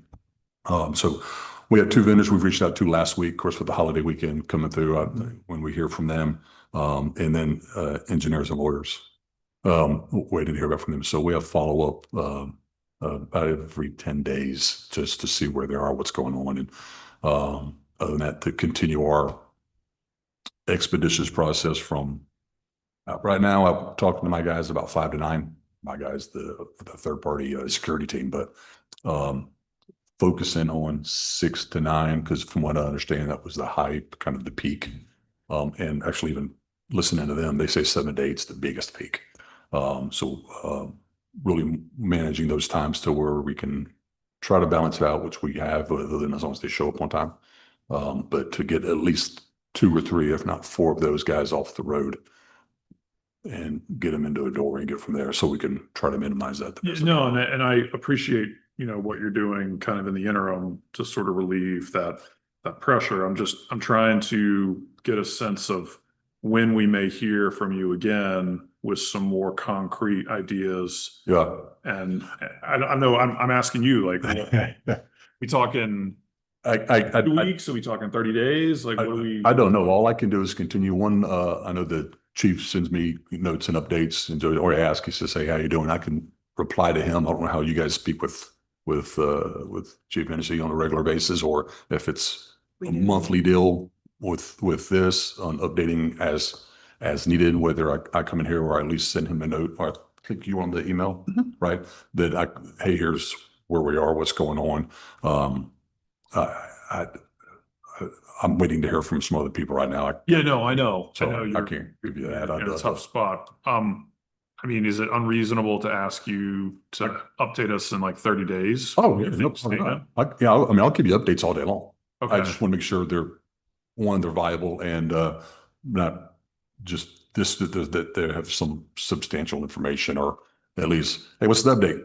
Nothing new, still waiting to hear from lawyers and engineers. That's why I Okay. said, that's why I said 30 days. Yeah, no, 100%. Yeah, whenever, if I know, or chief sends me a note whenever the next meeting is, or if it's every 2 weeks, I'll send the chief an update or whatever. But I mean, yeah, no, I got no qualms either. At least if I can come in, I will. Yeah. If I can't, I'll at least, update the chief so he can update as necessary and do, when's the next meeting? The next one is June 8th, followed by June 22nd, 2nd and 4th Monday of the month. Oh, okay. Yeah. So wait, Except for when there's a Uh, Monday holiday, the 8th and the 22nd? 8th and 22nd of June.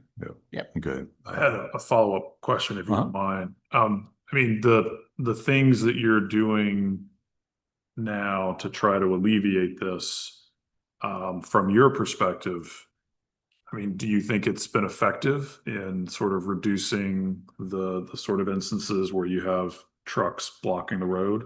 Oh, 100%. I think it's been effective, it's been more effective, here just over the past 4 weeks, Yeah. for 2 reasons.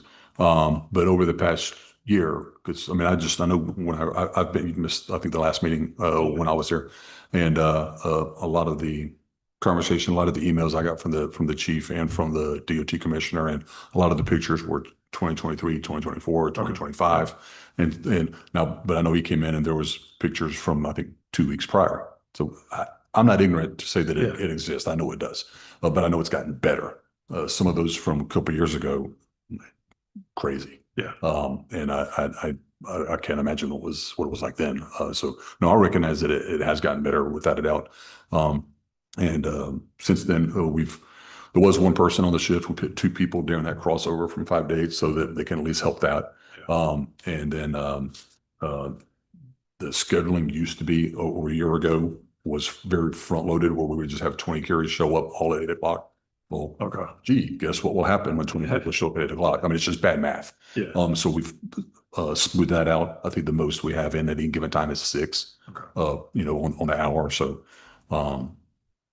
Balancing that, having those 2 people. And then just in the past, like I said, in the past month or so, even when the carriers come in and they're stopping at the guard gate right now, what we started is what I've just said is like, hey, during these hours, we recognize what's going on. Get them in the gate, park them right there on the side, and we can get 2 to 3 in pretty easily, and at least get them in and then have them walk back and check in and talk to the guard person, then not parking right there and blocking, so they can at least get 1 or 2 in and then come back and check in. Yeah. Kind of like the old checkers who always walk up to go in there. Thank you. Yeah. I really appreciate it. Mhm. All you did, and like listening to our concerns and circling back around with corporate, and it feels like maybe this is just throwing this out there, because like you said, it's an unknown timeline, but maybe just like email update for like June and July, and we ask you to come back in August and tell us Okay. what has happened. I mean, it feels Sure. like you need some time because this is complicated. Absolutely. And I appreciate that. Yeah, no, I can do that and just share the email, over the next, with 30, 60 days or as necessary. And then hopefully have some more meat and potatoes, or when I do have meat and potatoes, show up and do it in person, or pictures or crayon or something, Yeah. go for that. The logistical changes that you continue to make. No, thank you. Something else. Great. Yeah. Anything? No, we're here. Thank you. Okay. Thank you, sir. Appreciate the Thanks, Jeff. Thank you. All right. Now you want to go over the meeting minutes? We can't, totally up to you. Has everyone had a chance to review the March 2nd? That was it was. Yeah. March 2nd. 10 pages of them. All right. Any Go with that. comments? Okay, I'll entertain a motion. Move to approve the March 2nd, meeting minutes. Seconded. All right. All those in favor? Aye. Opposed? Hi. All right, I will abstain because I wasn't here. Cop out. Jeff should be here. All right, keep it going. All right, where were we? Goals discussion. Next.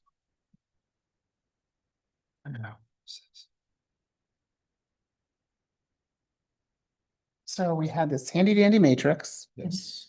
and I plugged in the dates or timelines that I received via email.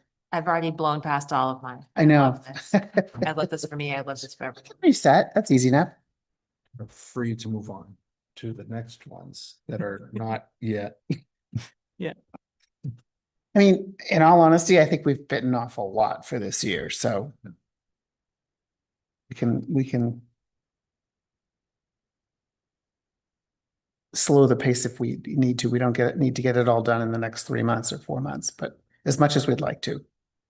I mean, for me, I know, under, in my sections here for public art, public space policy review, as well as, we'll kind of combine that with Riverway Park.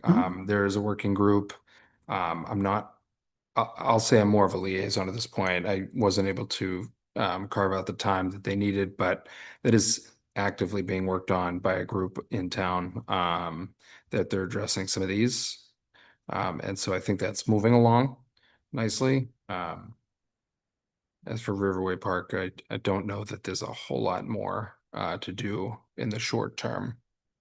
Some of it hinges on the septic facility upgrades and everything, and a lot can't be done until Yep. that's ironed out, but that's long term. But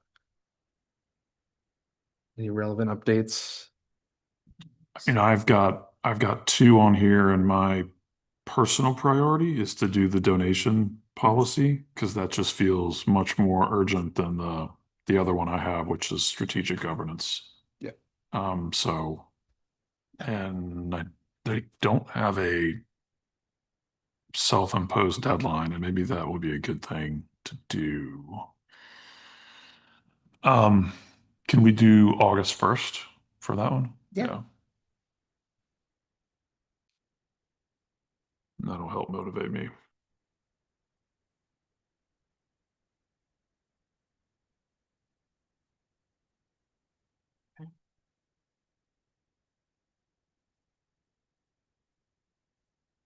All right. Any other input on the matrix, or we good to move on? Excellent. Karen and I are gonna meet with Central Regional Planning. Yeah. About the TIF. Very good. I was wishing we could get that in sooner, but That's all right. we got it. We got a date. Okay. Excellent. All right. Right to know. Yes, right to know. I did policy. drop those Did back you? in their number 11 marked, but they're ABCD. Oh, there we And are. dropped them in the 526 folder. What's our goal here today? I'm sorry, we're rewriting we're updating a policy. Yeah, so we had a flooded right to know request that came in a month or two ago, and realized we really didn't have a policy, didn't have a request form, so we were Oh, okay. trying to put some structure around this. So this 4-page document is a new document. Yes. Great. The 4-page one, one that the council wrote, is the one the council wrote. There's also, Wyndham had a nice one, I thought. I think I also included an email string with some other language. And Wyndham also has requires people to fill out a form, so to be very specific in what they're looking for. Great. And the additional step of filling out a form does not in any way hinder the individual's ability to exercise their right or get in the way of the RSA.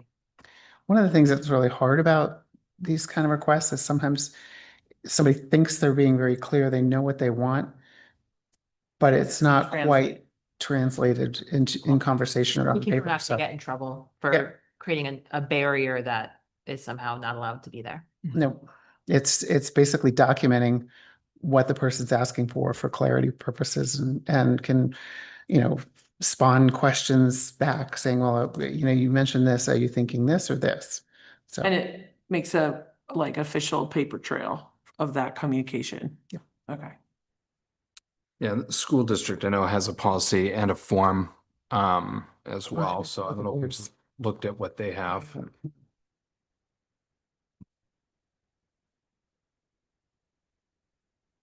On page 2, section F, when it says that the town administrator will respond within 5 business days to the right to know request. I'm just clarifying that that is the request regardless of the form, or is that the request with the form? That is the request. You need to acknowledge receipt of the request within 5 days. You don't have to provide the information within 5 days. And so you could get the request and then within 5 days, you can reply and be like, I need you to fill out this form. Yes. I got your request. Or I've got your form. We anticipate getting you the information you're looking for by such and such a time. Thank you. It says individuals making a request via email without using the form will be directed to this policy and to the form.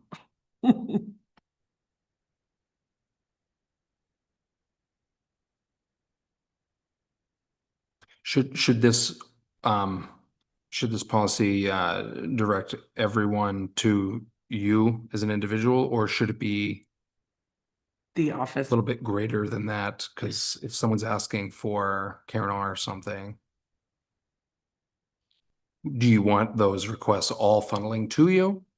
And you will distribute to the appropriate department? The only, so yes, for town hall, I think, just at least bounce them by me so that I know what we're getting and we Yep. can make sure that we're responding appropriately and consistently. Police and fire, I could see being something different because they receive and hold different types of information. Yeah. Um, I just didn't know if you want to be, hopefully you aren't flooded with these things, but No, we go through spurts, yeah. it seems. And so to that clarification, which I hadn't even thought of, that different sections of town, should it clarify under purpose which section of the town of Hopkinton this applies to? Or will you run this past? If any of us get something that doesn't belong in our area, we share it. I was just asking, Is because if it- I went to the town website Yep. and this policy was posted, I would assume that this policy encompasses the whole town. Like I wouldn't think of the different departments differently. So I'm just mindful if someone who has a request of the police should be going to the police versus through you, should we clarify that here? Or is the idea that everything think, does come? Uh, out? It's, I don't know, I don't really have a strong feeling one way or the other.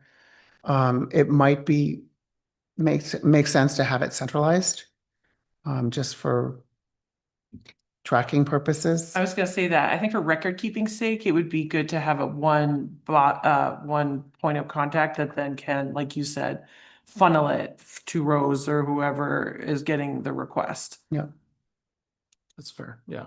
And like I said, they come in spurts where you'll get, a whole bunch real quick and then Mhm. seems to be quiet for a while. Okay. And I assume, as with so many things that hinge on you and your role, there's a contingency in the event that you rightfully so take a vacation or are out for longer than 5 days, that someone else is checking for these and Yeah. replying. Yep.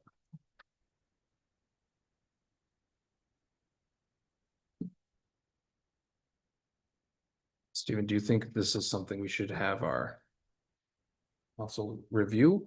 Sounds like they already did, right? Council, This Council- is the one. yeah, the chapter yeah. XXX came from council. But it sounded like it was already Yeah. done, yeah. I don't know if we want to incorporate anything from Wyndham's or which is a much more robust, I think. It's a little bit longer, maybe not quite robust, but use their form. I don't know that we had a form in council's documents. Or is that just something that the office decides, hey, we're going to whip up a form and, for consistency's sake.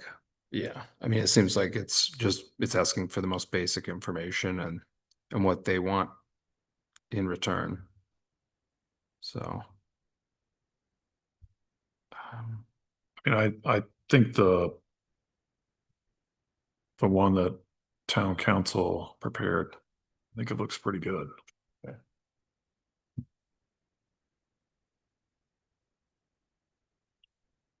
And it seems like the form that Wyndham has is Pretty basic. perfectly fine. I can send the request to Wyndham then. This is gonna be pretty hard. I mean, hopefully you don't have to do this often, but you need to send them an estimate of how much money it's gonna cost. An estimate of how much money could be, what, $1 per Between page or $1 and whatever. $50, Yeah, yeah. I mean, under $100, I mean, it's an estimate.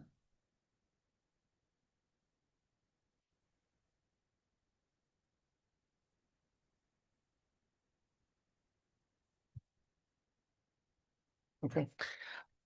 And let me just say, it is not the office's intention to not provide information. And we aren't looking to have residents go through this process to make retrieving information more difficult. We love to answer questions. This sort of puts in place a framework. So when we get these emails from Texas and these mass data collections, that we can point them in a direction where we can funnel their request. And I've responded to several of them. Basically, if you say, well, you need to come to the office to review it, or it's going to cost you X per copy, you don't hear back from them. They're not willing to go to that length. But for folks who are genuine and really looking for information, we are more than happy to provide information. Seems fine. All right. Any other questions, discussion? No, it just feels like this is very important, I think when anything comes to the legal realm, consistency is always key, and this is gonna help us remain consistent. Yeah, I agree. And to the point of, as I'm reading it, I'm seeing both sides where one, if you are a community member and you're requesting information, you understand how to request it. You understand what the timeline is to receive the information back. And if you are an anonymous bot from a different state gathering mass amounts of data, then the simple act of needing to fill out the form or needing to, I don't know, exist in space and come to town hall to get something will discourage you from gathering the data. From staff spending a lot of time. Yeah, It's this unnecessarily. L. Great. Great, thank you. Are we looking to finalize this, or is this just giving you direction? Format it next. let me have- for next. Yeah, let me have Beverly put it in our format and Yeah. clean it up, and we'll put a signature on there and you guys can take care of it next time. Okay. Thank you. Thank you. Thank you, thank you. Moving right along. Town beautification. That's you, Steve. Well, all I know is that we've received one applicant.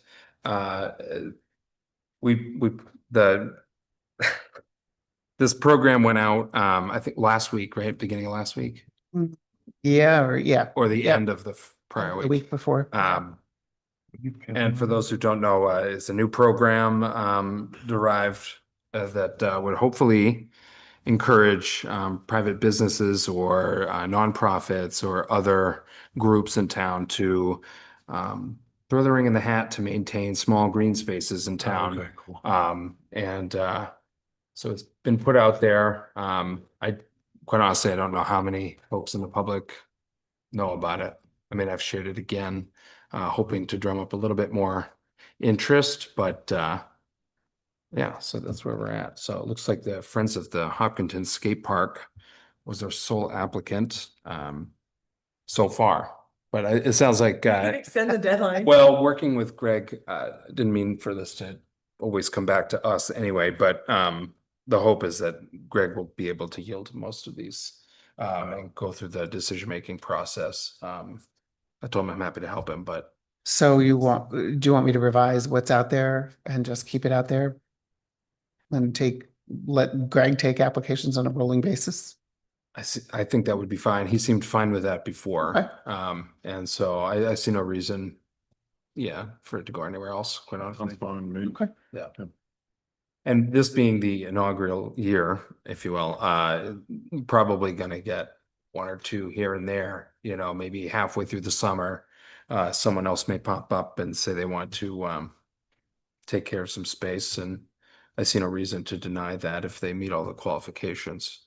Yeah, because up until this point, it'll just be kind of mowed grass in these Yeah. little spots. Yeah, it gives folks an opportunity to look at some of the other spaces out there and, you know, so. It's funny because I personally really wanted to do it, but I'm like, I'm just gonna kill a spot of land in the middle of the town.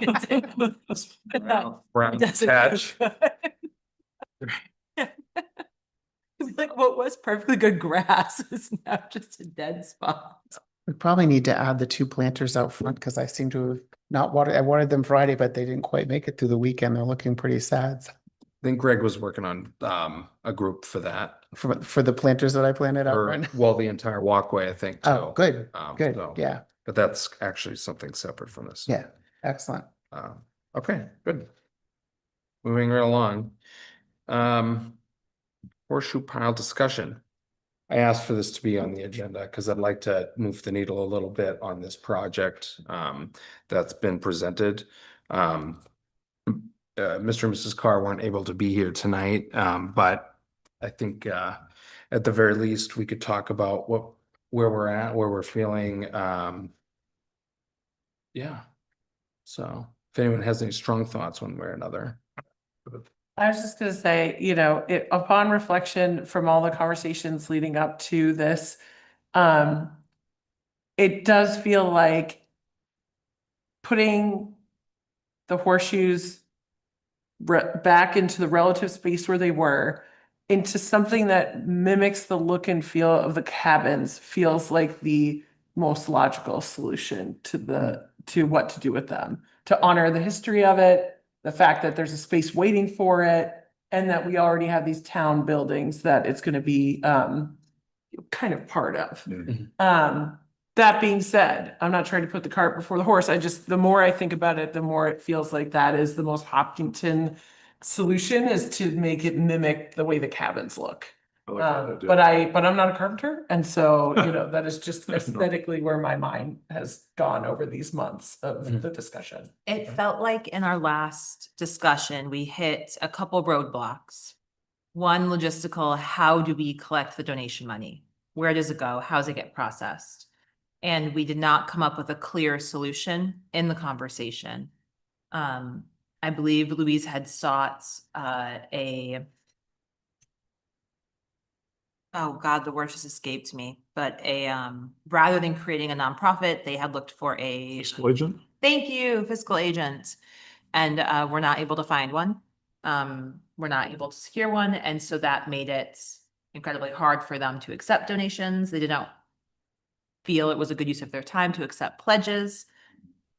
And as a town, we don't have a clear legal process for accepting those donations. So that like, regardless of the design, regardless of our desire, regardless of all of that, I just feel stuck. Logistically, I need someone to tell me legally what we can do to unstick it. And then on the design side,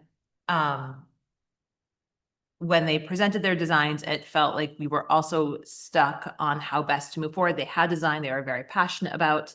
They had a secondary design that was less about something they were passionate about and more about affordability of said design.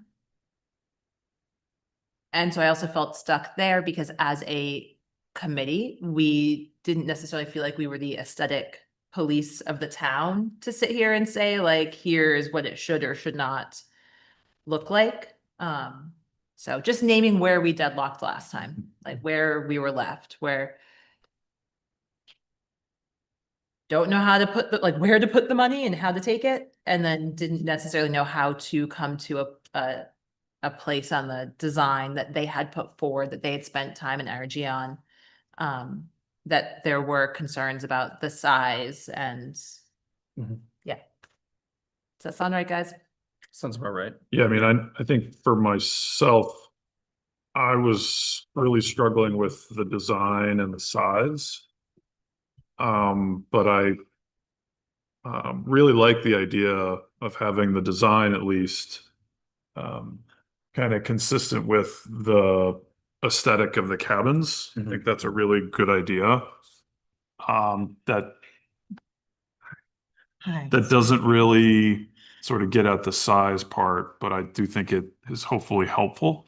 And then on the money donation part, I mean, we talked about that earlier. It's one of our strategic goals.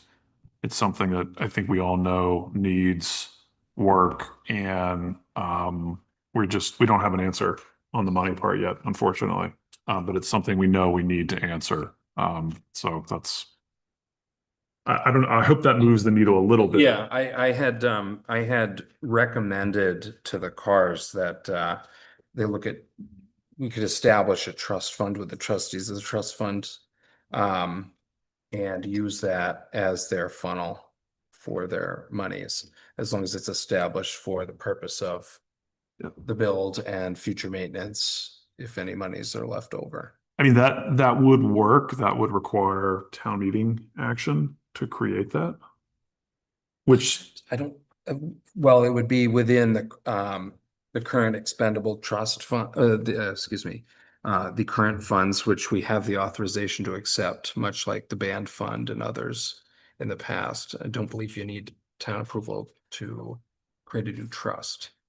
I don't know 100%, obviously, you're the attorney. yeah, I mean, I don't know if I agree with that. But I recognize that we should try to find something that opens up a pathway for them that doesn't require town meeting approval, because I don't want them or the Friends of the Skate Park or anybody else that is trying to support these projects to feel like they have one chance every year to sort of get the ball rolling. But yeah, I maybe I'm just not understanding what you had envisioned. Okay.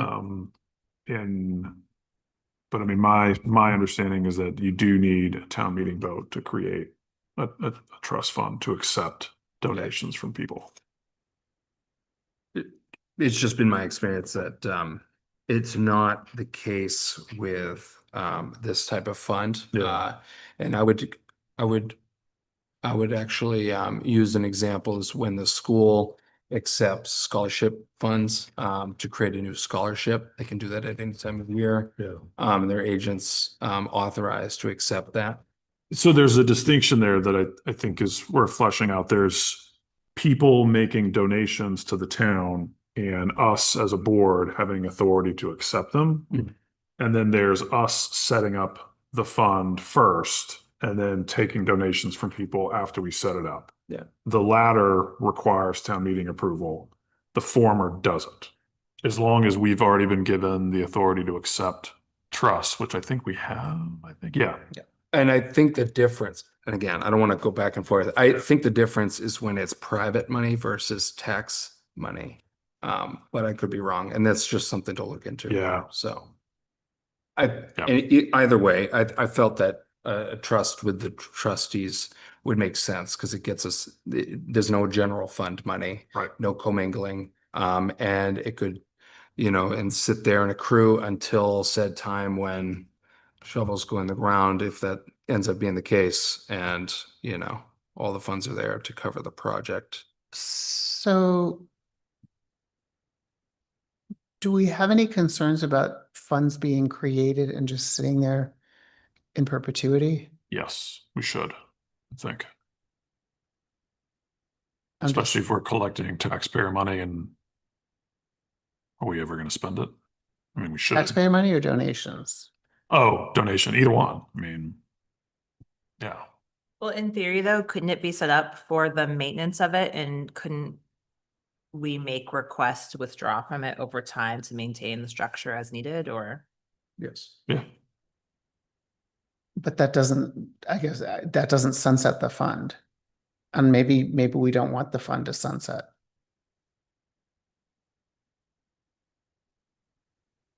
I guess my, Yeah. I mean, if people are donating for the purpose of maintenance, I'm less worried about money sitting there. But if people are donating because they think some capital project is going to happen at some point, mean, I think it's worth thinking about, you know, are we gonna accept the money without sort of a hard plan for when it's gonna be spent? Also understanding that if the money does run out, the town is going to be maintaining it with taxpayer funds. Right. Yep. Yep.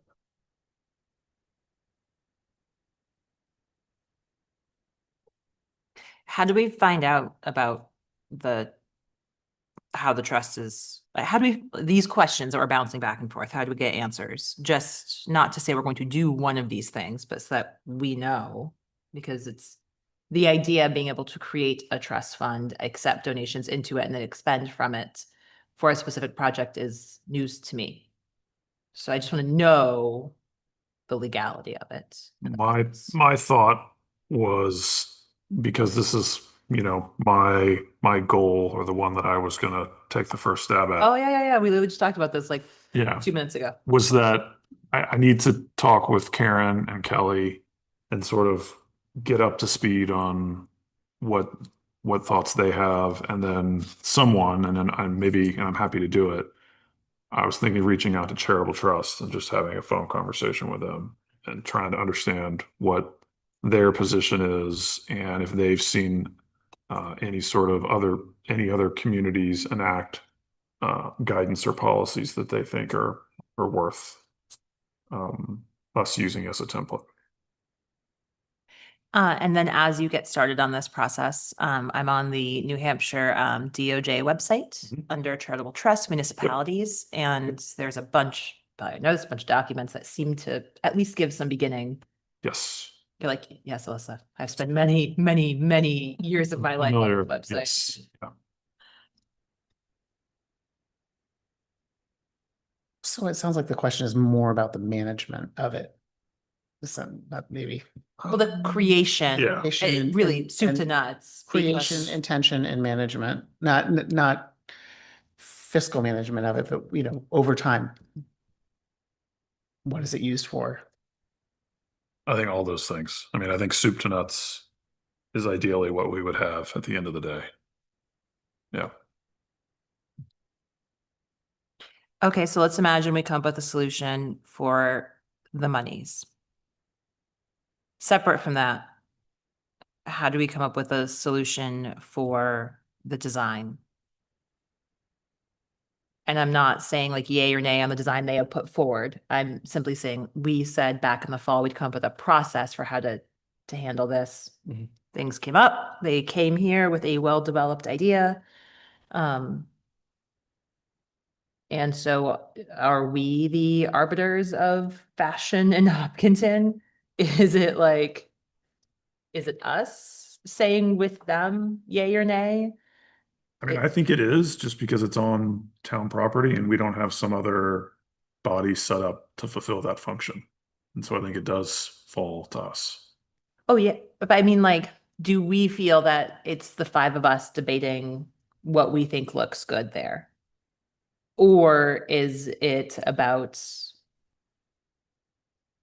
putting it out to the public in some manner, the same way we do with an ordinance or any other change? Because I feel like Yeah. an ordinance, we can change that every 3 months, but once you build a structure, the structure is built and it is hard to change. Yeah, no, I mean, I wasn't envisioning that there would be sort of no feedback from the public. And yeah, I think we probably should solicit some feedback. So yeah. And I want to recognize that Byron has engaged a number of folks through his process, and that this isn't about negating the work he has done, but rather doing our due diligence through our channels before moving forward. Yeah. So the document that Byron forwarded, or that was put in our drive from Byron, it kind of almost reads like a pulse survey. I mean, could this be like pretty easily adapted into just like whatever the next pulse survey is with a couple of his pencil drawings, then, you know, just 6-question survey or something like that, where we have the ability to get feedback without stressing the staff out? Mm-hmm. Seems fine to me. I mean, along the lines of what you mentioned earlier, I mean, could we ask for a rendition that more closely mirrors the aesthetic of the cabins as another option to put out there? Yeah. I That don't- would be like three options. And honestly, maybe I mean, I know one of them probably doesn't, but the more simplistic one may already do that, and I just admittedly don't remember the specifics of it. Yeah, I agree. I feel So, bad, but I yeah. agree. I can't speak to whether or not it feels cabiny. Well, it kind of went through pretty quick. Yeah. Yeah, I mean, I don't mean to beat the dead horse, I suppose. But I know that there's a lot of people that put a lot of effort into where it is currently at. And I just don't want to leave that hanging too long because eventually it's just going to fizzle out and we're just going to have a pile of iron running away. March 16th. There's a presentation that has the designs in it. Would it be easy to do a survey to put out to the public? I think, 'Cause yeah, that could be done. Okay. I know I'm coming in midstream here, so I apologize. I was at a work thing, but I feel, and maybe you already discussed this, but I feel pretty strongly that anything that is going to take time and energy and money for the town has to be very compelling. And it seems like right now we have a situation that's perfectly fine. So you know, that's just my 2 cents, and I've shared that earlier, but I think I would like to get public feedback because I could be way off the mark. It could be that everybody in town wants a 14-foot structure or whatever.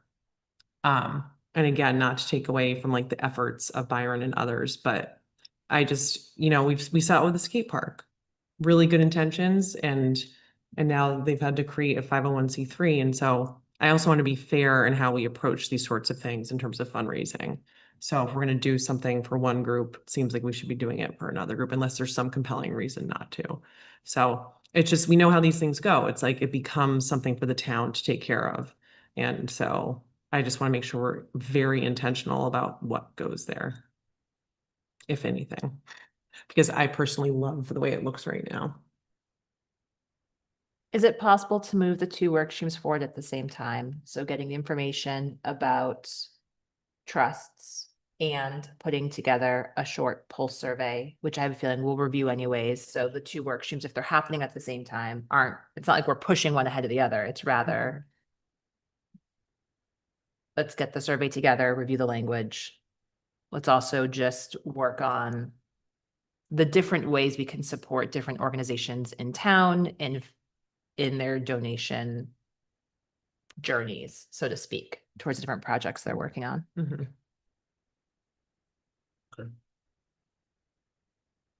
Yeah, I don't see why we couldn't do both at the same time. Yeah. Very good. So is Beverly the one who builds the surveys? I think it would be prudent, maybe when she has the draft, or once we approve a draft, like that Byron looks at it before we send it out, because it's literally his. 200%. Yeah. And it could, to the point about images, it could include whichever of the 2 designs they would like to put forward to the public. If they are amendable to making another design that closely resembles the cabins, it could include that. It could also include a picture of what is currently there as an option to say, like, leave as is, in honor of, like, not saying it has to, like, these are the different paths we can take right now. Mhm. It can look like it looks like right now. Yeah. We could build this type of structure, or we could build that. I say we, someone who's not me can build these types of structures. Because it doesn't commit us to any one path, but it does gather feedback from folks to understand what do folks want there. I think we also need to include a like as is option. That's the as is, Yeah. like the picture of Yeah. like what's there right now. Yeah. Okay. So the 3 options being like Do you one have that it? more closely resembles what is there. Yeah. One that closely resembles or is, you know, what Byron had imagined, and then one that is literally just what is there right now. Mhm. And the cabins. Yeah, just be like, this is what it looks like right now. It can keep looking like this. But I was hearing Vicky say that a different design that looked like something. Yeah, like yeah, the yeah. So the Correct. 3 options Yes. being like, one that looks like the cabins, One that looks like the one Byron put forward and one that is nothing. Didn't Byron do two? He did. He did two, Yeah. but he said the second one wasn't actually what he was putting forward. It was in the Okay. event they didn't meet First. their fundraising goals. Well, and maybe this is part of the as-is option, but something that still like, pays tribute to the horseshoes in that space, but is not a large structure. That's. I would not necessarily add that into the mix because the idea of a ephemeral something else, but it could be something where if it comes back super unclear or people being like, give me D, like what is the D option? Well, you could have an other, what's your idea?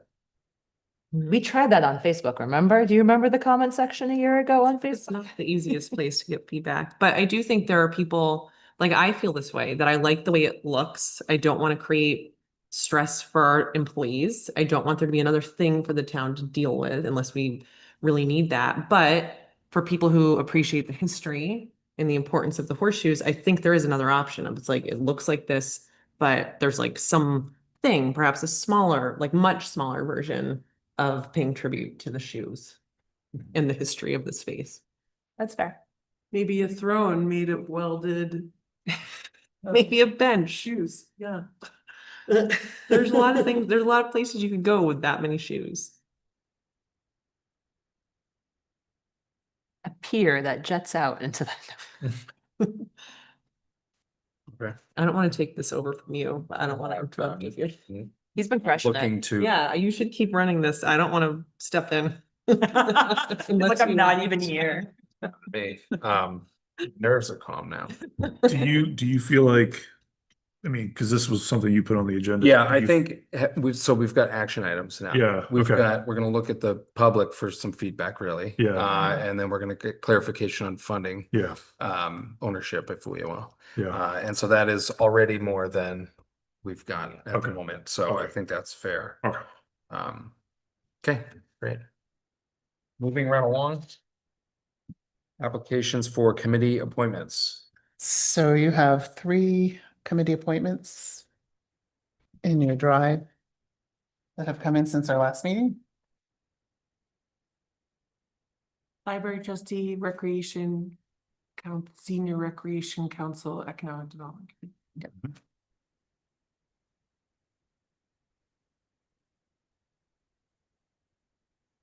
The senior recreation one. When I opened it up, it's a volunteer release and Yeah, an so, actual application for that one. right, when, and I was hoping that there would be an application today, but Okay, I said I would put the name forward. Oh, I see it. That was, Paula said, that's all I've ever had is this oh, okay, agreement, and that's what the person filled out. Personally, don't have any issues with any of the 3 applicants. nor do I. I know all of them. I'm assuming there's no concerns from the committee chairs or staff members overseeing. Not that that would be a reason not to appoint someone, but I'm just confirming that to the best of our knowledge, there's been no objections raised for any of the The applications. library trustees are in favor. Paula was the one who brought this over, so the Senior Recreation Council. So I assume she's in favor of that. I have not vetted the economic development. I can say that Norm, one of the referrals that he listed is the current chair Right. of the EDC. And so I'm making an assumption that he would not have included the chair. But if he it'd be a bold move. Very bold. Norm can be very bold, but this would be especially bold. Especially one. Well, thank you guys. And again, not that someone having a concern is a reason not to appoint someone, just double checking I'm not missing any information. Great. I will make a motion to appoint the, what is the word, applicants? Slate. The slate of applicants to fill these 3 committee appointments. Okay, do I hear a second? Second. All those in favor? Aye. Opposed? Great.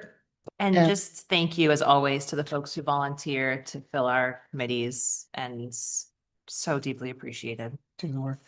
Beautiful. In follow-up to the gentleman who had indicated trustee of the trust funds and cemetery trustee Yeah. as Yeah. options, he felt He would just like to start with one and was willing to do that. He said if there's an urgent need, he'd be willing to take on the cemetery as well, but I think we might be okay there for a bit Great. with the cemetery, so. Thank you. So it's a good thing we didn't appoint him to both committees is what you're saying. I think he was appreciative of that in a generous way. All right, request to maintain pedestrian trails in Dustin Woods. Yep, this is, I think, Rose. Thank you so much. the final step in the Dustin Woods, May I ask a question? Of course you can. Gilmore, 1378 South Road. I'm a member of the Waste Reduction Committee. Oh, And thank you. there's a young woman from Webster who's been coming to the meetings. And we'd like to know if she has been approved, does Webster have to be involved in it? I would imagine that Webster should have their own process for appointing that individual. Is it still a joint committee with Webster? I don't think it is. So Could be wrong. because of this particular committee, because it spans both towns.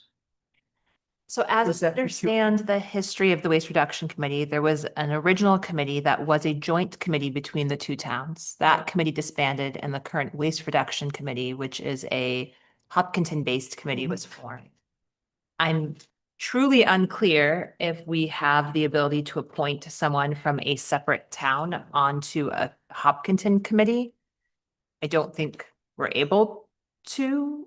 I don't know anything about this committee. I'm sorry to not be helpful. No. But It's a good question. I do believe that, like you said early on, that it was an agreed upon committee between the two towns. I don't know what's happened since then. I was looking at I some of was these trying to remember documents. during that, and I think around for the.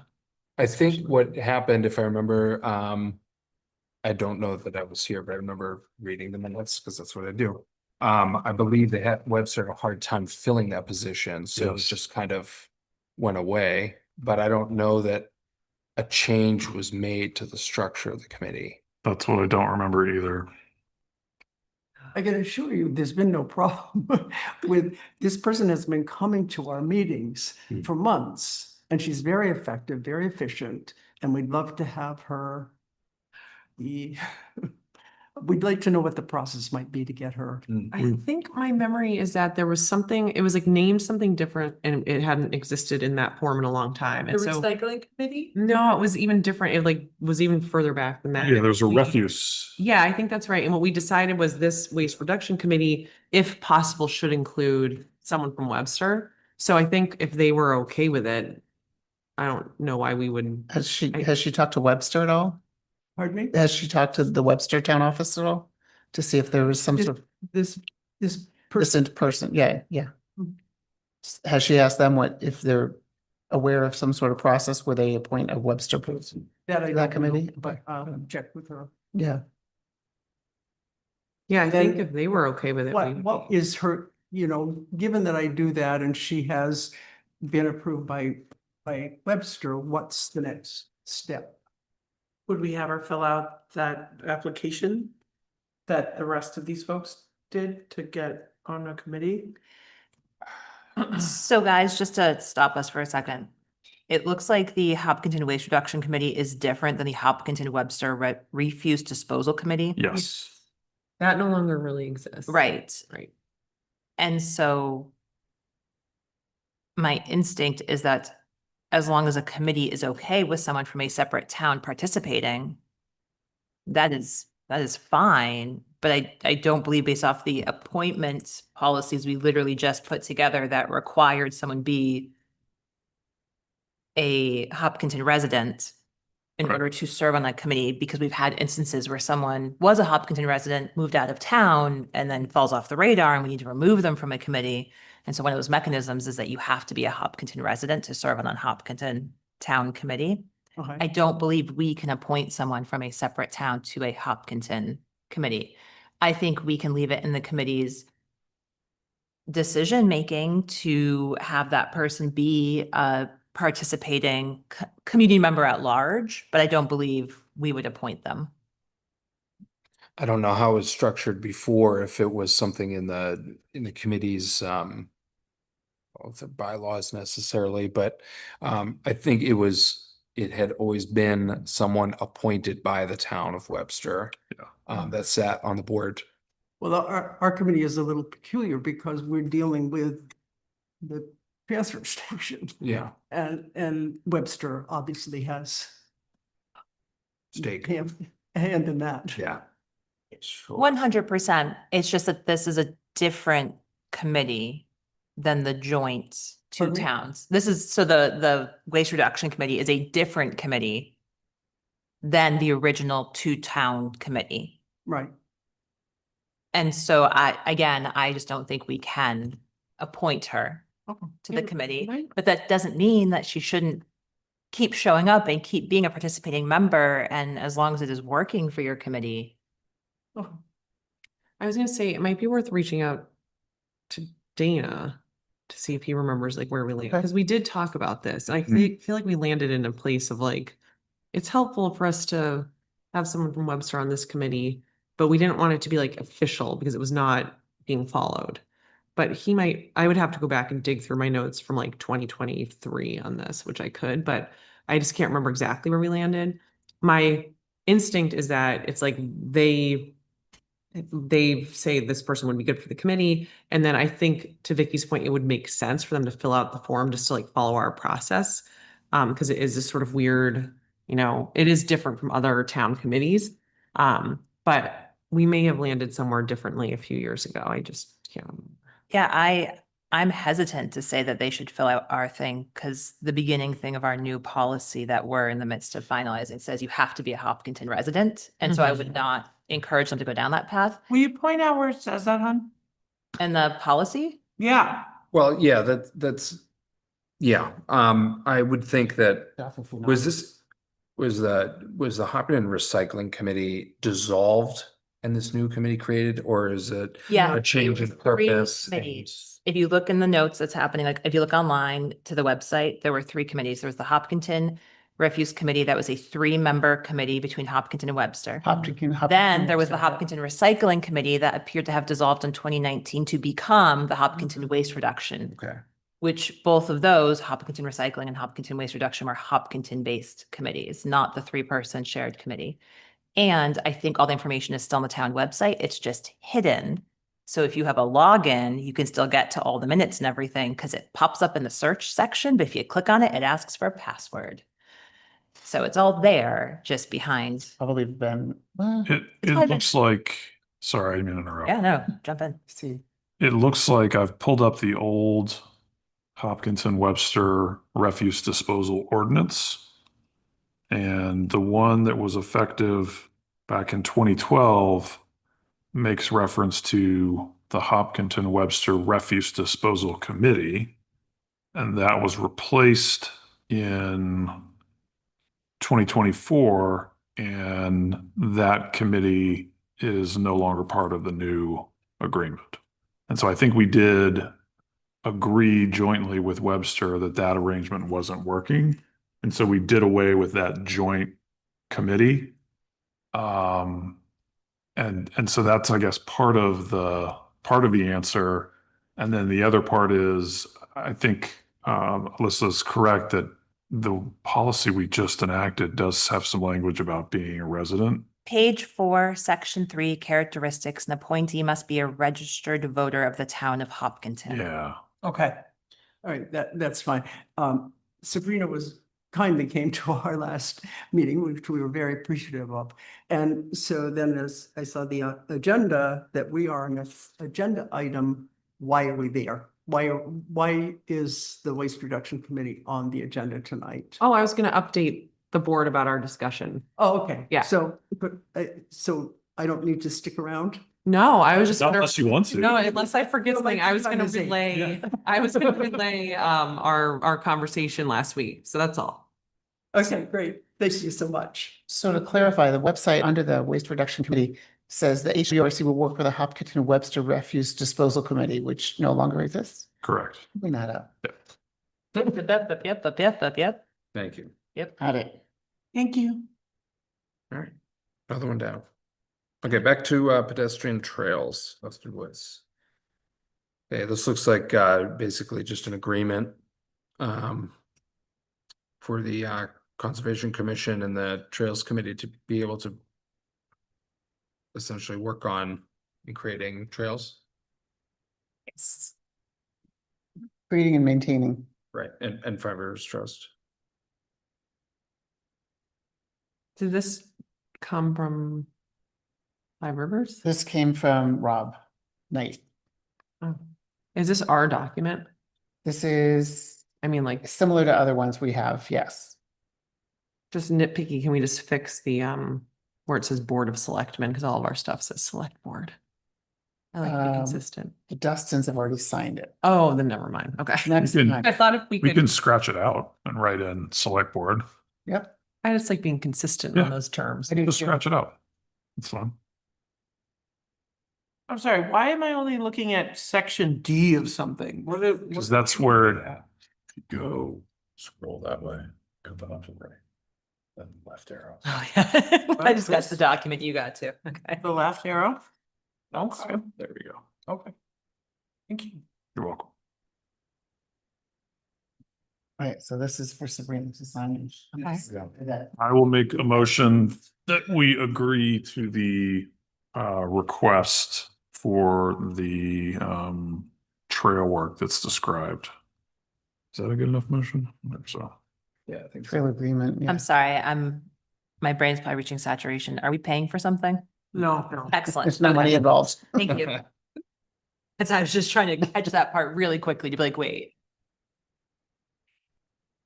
You need a second? Oh, yeah. let's- I made a motion, I don't know if there was a second. Okay, all those in favor? Aye. All right. Who was the second? Sorry. That was me. Fall. All right, public forum. Looking at you. Always something. Lauren Clement, 86 Maple Street. Just going back to the right to know request, I think it'd be great if the select board does have something flagged in there. The school board certainly does have one that is just a one pager. I have it pulled up and it does talk about a fee schedule on there. And I think yeah? you have, yeah, it just says copies, cost per copy over 5 pages, 25 cents per page. I think I've only filled out one, and if you want whatever you're requesting in email form, you can request that at no cost. But you know, if someone's going to want 200 pages of research documentation, then they should be subject to that because it costs money to pump out. Not, you don't get to compensate your time, but it is so it's nice to have a clear what you're requesting. I know Karen alluded to that. And I think if you have something in place, maybe residents would be more inclined to ask for stuff versus coming here or whatnot. And I'm Putting us not, on the spot. not saying trying to intimidate you with more right to knows. And then I know I've read some responses back from the school, and sometimes for whatever reason, legal has been counseled and they can't answer them. So I don't know how that works too, but I could see stuff getting touchy with fire department or certain personal stuff. So I don't know how better to guide the public on that, but I think it's a good idea to have a tab for a right to know for the select board. So thanks for getting that rolling. Absolutely. I was gonna say, once we finalize it, it would be great to have something right on the landing page. You know, so that you're not consistently directing people to this form. And then back to the OHRP discussion, just one other thought that came up is if by moving the speed limit up to 25 miles per hour, that people find it not a good idea, it wouldn't be impossible to revisit that, I'm assuming, correct? That's one of the residents that came in had just missed the last of it. And I said, I don't see why, if this becomes more of an issue than a fix to a problem, that it couldn't be revisited. So that was just my assumption, but I just wanted to bring that up too. That's it. Thank you. That's a Thanks, Lauren. point. Good evening. Thank you so much. Great. Nobody online? That's not true. Oh, there was. They left. Gail, or no, Linda. They were literally just there before Lauren. Anything under other? I was gonna give just a little more info on our waste reduction. Yeah, we'd love to hear it. Yeah. Exciting, my first committee report. It was a nice meeting, and I think the waste reduction committee is feeling a little bit like with the whole green bag situation, they were feeling that was sort of part of this notion of not really knowing like what the purpose of the committee is. So we had a nice talk, and my feeling was that it's sort of evolved where I like this year I noticed, for example, that they weren't doing the like trash pickup on the street for Earth Day. And I was like, what, why not? And so my point to them was that they're not just about waste reduction, but I would like to take a more holistic view of what they do, and that I do think they play an important purpose in town.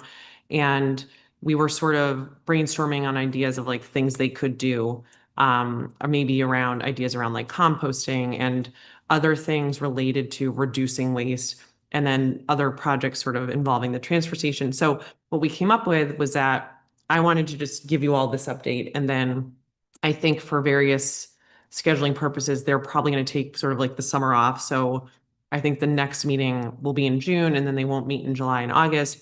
And my hope was that we could talk about the waste reduction committee and then sort of reconvene with them in September with some like ideas and direction for sort of like their role as a committee. And I said that we as a board were taking like a fresh look at a lot of committees and deciding like what is their purpose, and do we have a select board member who's like just a liaison, or like are we a voting member or whatever. So I said this fits into sort of our bigger picture review of the various town committees we have. And anyway, I think that's the gist of everything we talked about. So my hope is that we can put this on, you know, an agenda or two, or however many it takes, to have a good discussion about what we think their role can be, and then plan on talking to them at some point in September, probably. So that's my report. Wonderful. Thanks. Yeah, that sounds great. I think having, whenever we're able, to like clear enough room on an agenda to talk about the direction or the purpose, the evolved purpose. I feel like either having Jolene there or coming up with like maybe some questions prior so that we have some input from her, you know what I mean? Like I could come up with like 3 questions off the top of my head that I would ask her. To make sure that it's hard, whatever changes we make are in harmony with what's already going on at the transfer station. Yes. And that reminds me, there were certain things that we had talked about as a select board like years ago that I think have progressed in a good way. And one of those issues is compost. So like we had talked about this issue years ago, but it seemed like it was cost prohibitive and sort of like logistics involved, but that's like one example of something we could potentially revisit. Although I did say we should check in with WorkSong on how their whole program's going, because I know we use it and everyone I know basically uses it. So Yeah, if they don't have their own compost pile. yes, exactly. Yeah. Very good. Planning board met since the last time we all hung out. They were the day after, so we were the 11th, they were the 12th. And the time was spent really on 2 different streams. One was Genesis, which is looking to develop a plot of land through a subdivision. Came seeking answers to questions, but did not give enough notice that they were coming to let the abutters know. And so we were unable to fully engage. And we did try to answer some of their high level questions, but could not answer specifics. And so I don't think they left feeling great, so to speak, because time is money and they're trying to move forward with their project. but it is what it is. The abutters were not there and the chair did the best to keep it out of the realm where it would be unfair to the abutters to not be there for discussion. And then the rest of the meeting went to talking about the conservation subdivision ordinances and the way that it was intended to work and the way it has been working in the development of plots in Hopkinton. And so we had a really good conversation as a committee about what are examples of subdivisions in town that are true to the spirit of what the ordinance was trying to do. Karen asked some great logistical questions and she was going to go back and take a stab at updating the ordinance to help tighten it up so that it better matched not just the spirit was there, but now, okay, if it's not coming back in the designs as to what we were intending, if the intention was cul-de-sac community set back from the road, but what you're getting is 7 houses along the main road, something needs to change. And so it was a really good conversation about the pros and cons and how different wording might be interpreted. And so she was going to come back with some things that obviously, if it moved forward, would go to public hearing, would go before the voters and so forth. But they're really trying to address the fact that there are more and more subdivision requests coming up. And they're not necessarily matching the intention of the original ordinance. Okay, so not trying to infer much because I don't understand many of the details, but based on prior discussions, am I to understand that if you wanted to build a cul-de-sac, you would basically have to wait until town meeting to get us all to agree to take care of that road that you just invented? No. No. So if they wanted a public road, yes, Yeah, but that's not what the ordinance is about.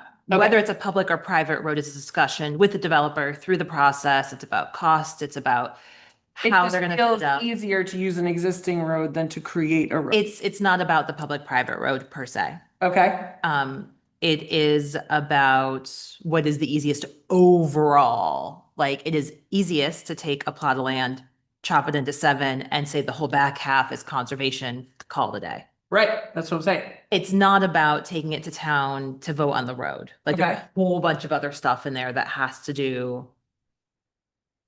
It has like things that I do not fully understand yet, like, because the ordinance is not short. Yeah, So sure. there's a lot in there. Sure. And they're trying to set it up to encourage folks to follow the spirit of it.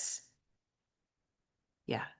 But it's not just about the public-private road. It's, yeah, if that helps at all. It's not because, oh, we're going to wait for this. That didn't seem to be in the conversations, even with the company that came for the consultancy portion. What does that mean? I'm sorry, like the So traffic something engineers? that the planning board does at the start of every meeting is they have an open consultancy section where anyone can come and ask them questions. Oh, If you are someone actively developing, then you need to like submit that in advance so that the abutters can know, but you could just show up and be like, I have a question and like ask them and they'll do their best to answer. okay, got it. Kind of fun. Yeah. That So- is cool. Planning board, yay. Thank you. Yeah. Anything else? All right, moving right along. Do we want to mention, Sabrina and I were talking on our pre-meeting Friday chat about revisiting the Economic Development Committee, the Community and Economic Development Committee, that we kind of pushed off the conversation on that for a bit and doing that on June 8th. So just corral some thoughts. Are we talking about the position or the committee? I think both. Yeah, they're Yes. somewhat intertwined. Yeah. So I assume if we just go back in our meeting folders, we can just pull back up like The most recent, yeah. job description. I can start populating stuff in a June 8th folder if you'd That'd like. be awesome, just to like Yes. relook at Yep. where the conversation left off, because there was a lot of awesome work put in to multiple, like, not just the job description, there was a lot of that put in holistically to what it could be. Yep, agreed. We're targeting June 8th for that? That's what Sabrina and I had talked about. We can adjust that. But it's been kind of on the agenda, but bumped every week just for other pressing and, not that this isn't important, everything's important. There's a lot of important. Mm-hmm. So, I would suggest that during that conversation, we don't make any assumptions about half the position being paid for out of the TIF. I think we need to discuss, is this something we want and need regardless Mhm. of if 50% of the funding is coming from a different source? Great.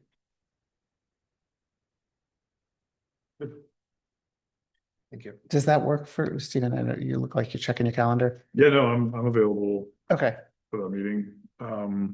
Yeah, that sounds great. and I will reach out to Ian as well. Yep. Thank you. Anything else before? We have two non-publics, one for A, personnel, and one for E, legal. And so I'll entertain a motion to go into non-public, roll call vote, and state that we will not conduct any business upon close of those meetings. So moved under A and E. Second, All right, roll call, Vicky. Vicky says yes. Yes. Yes. Yes. Yes. Okay. Right.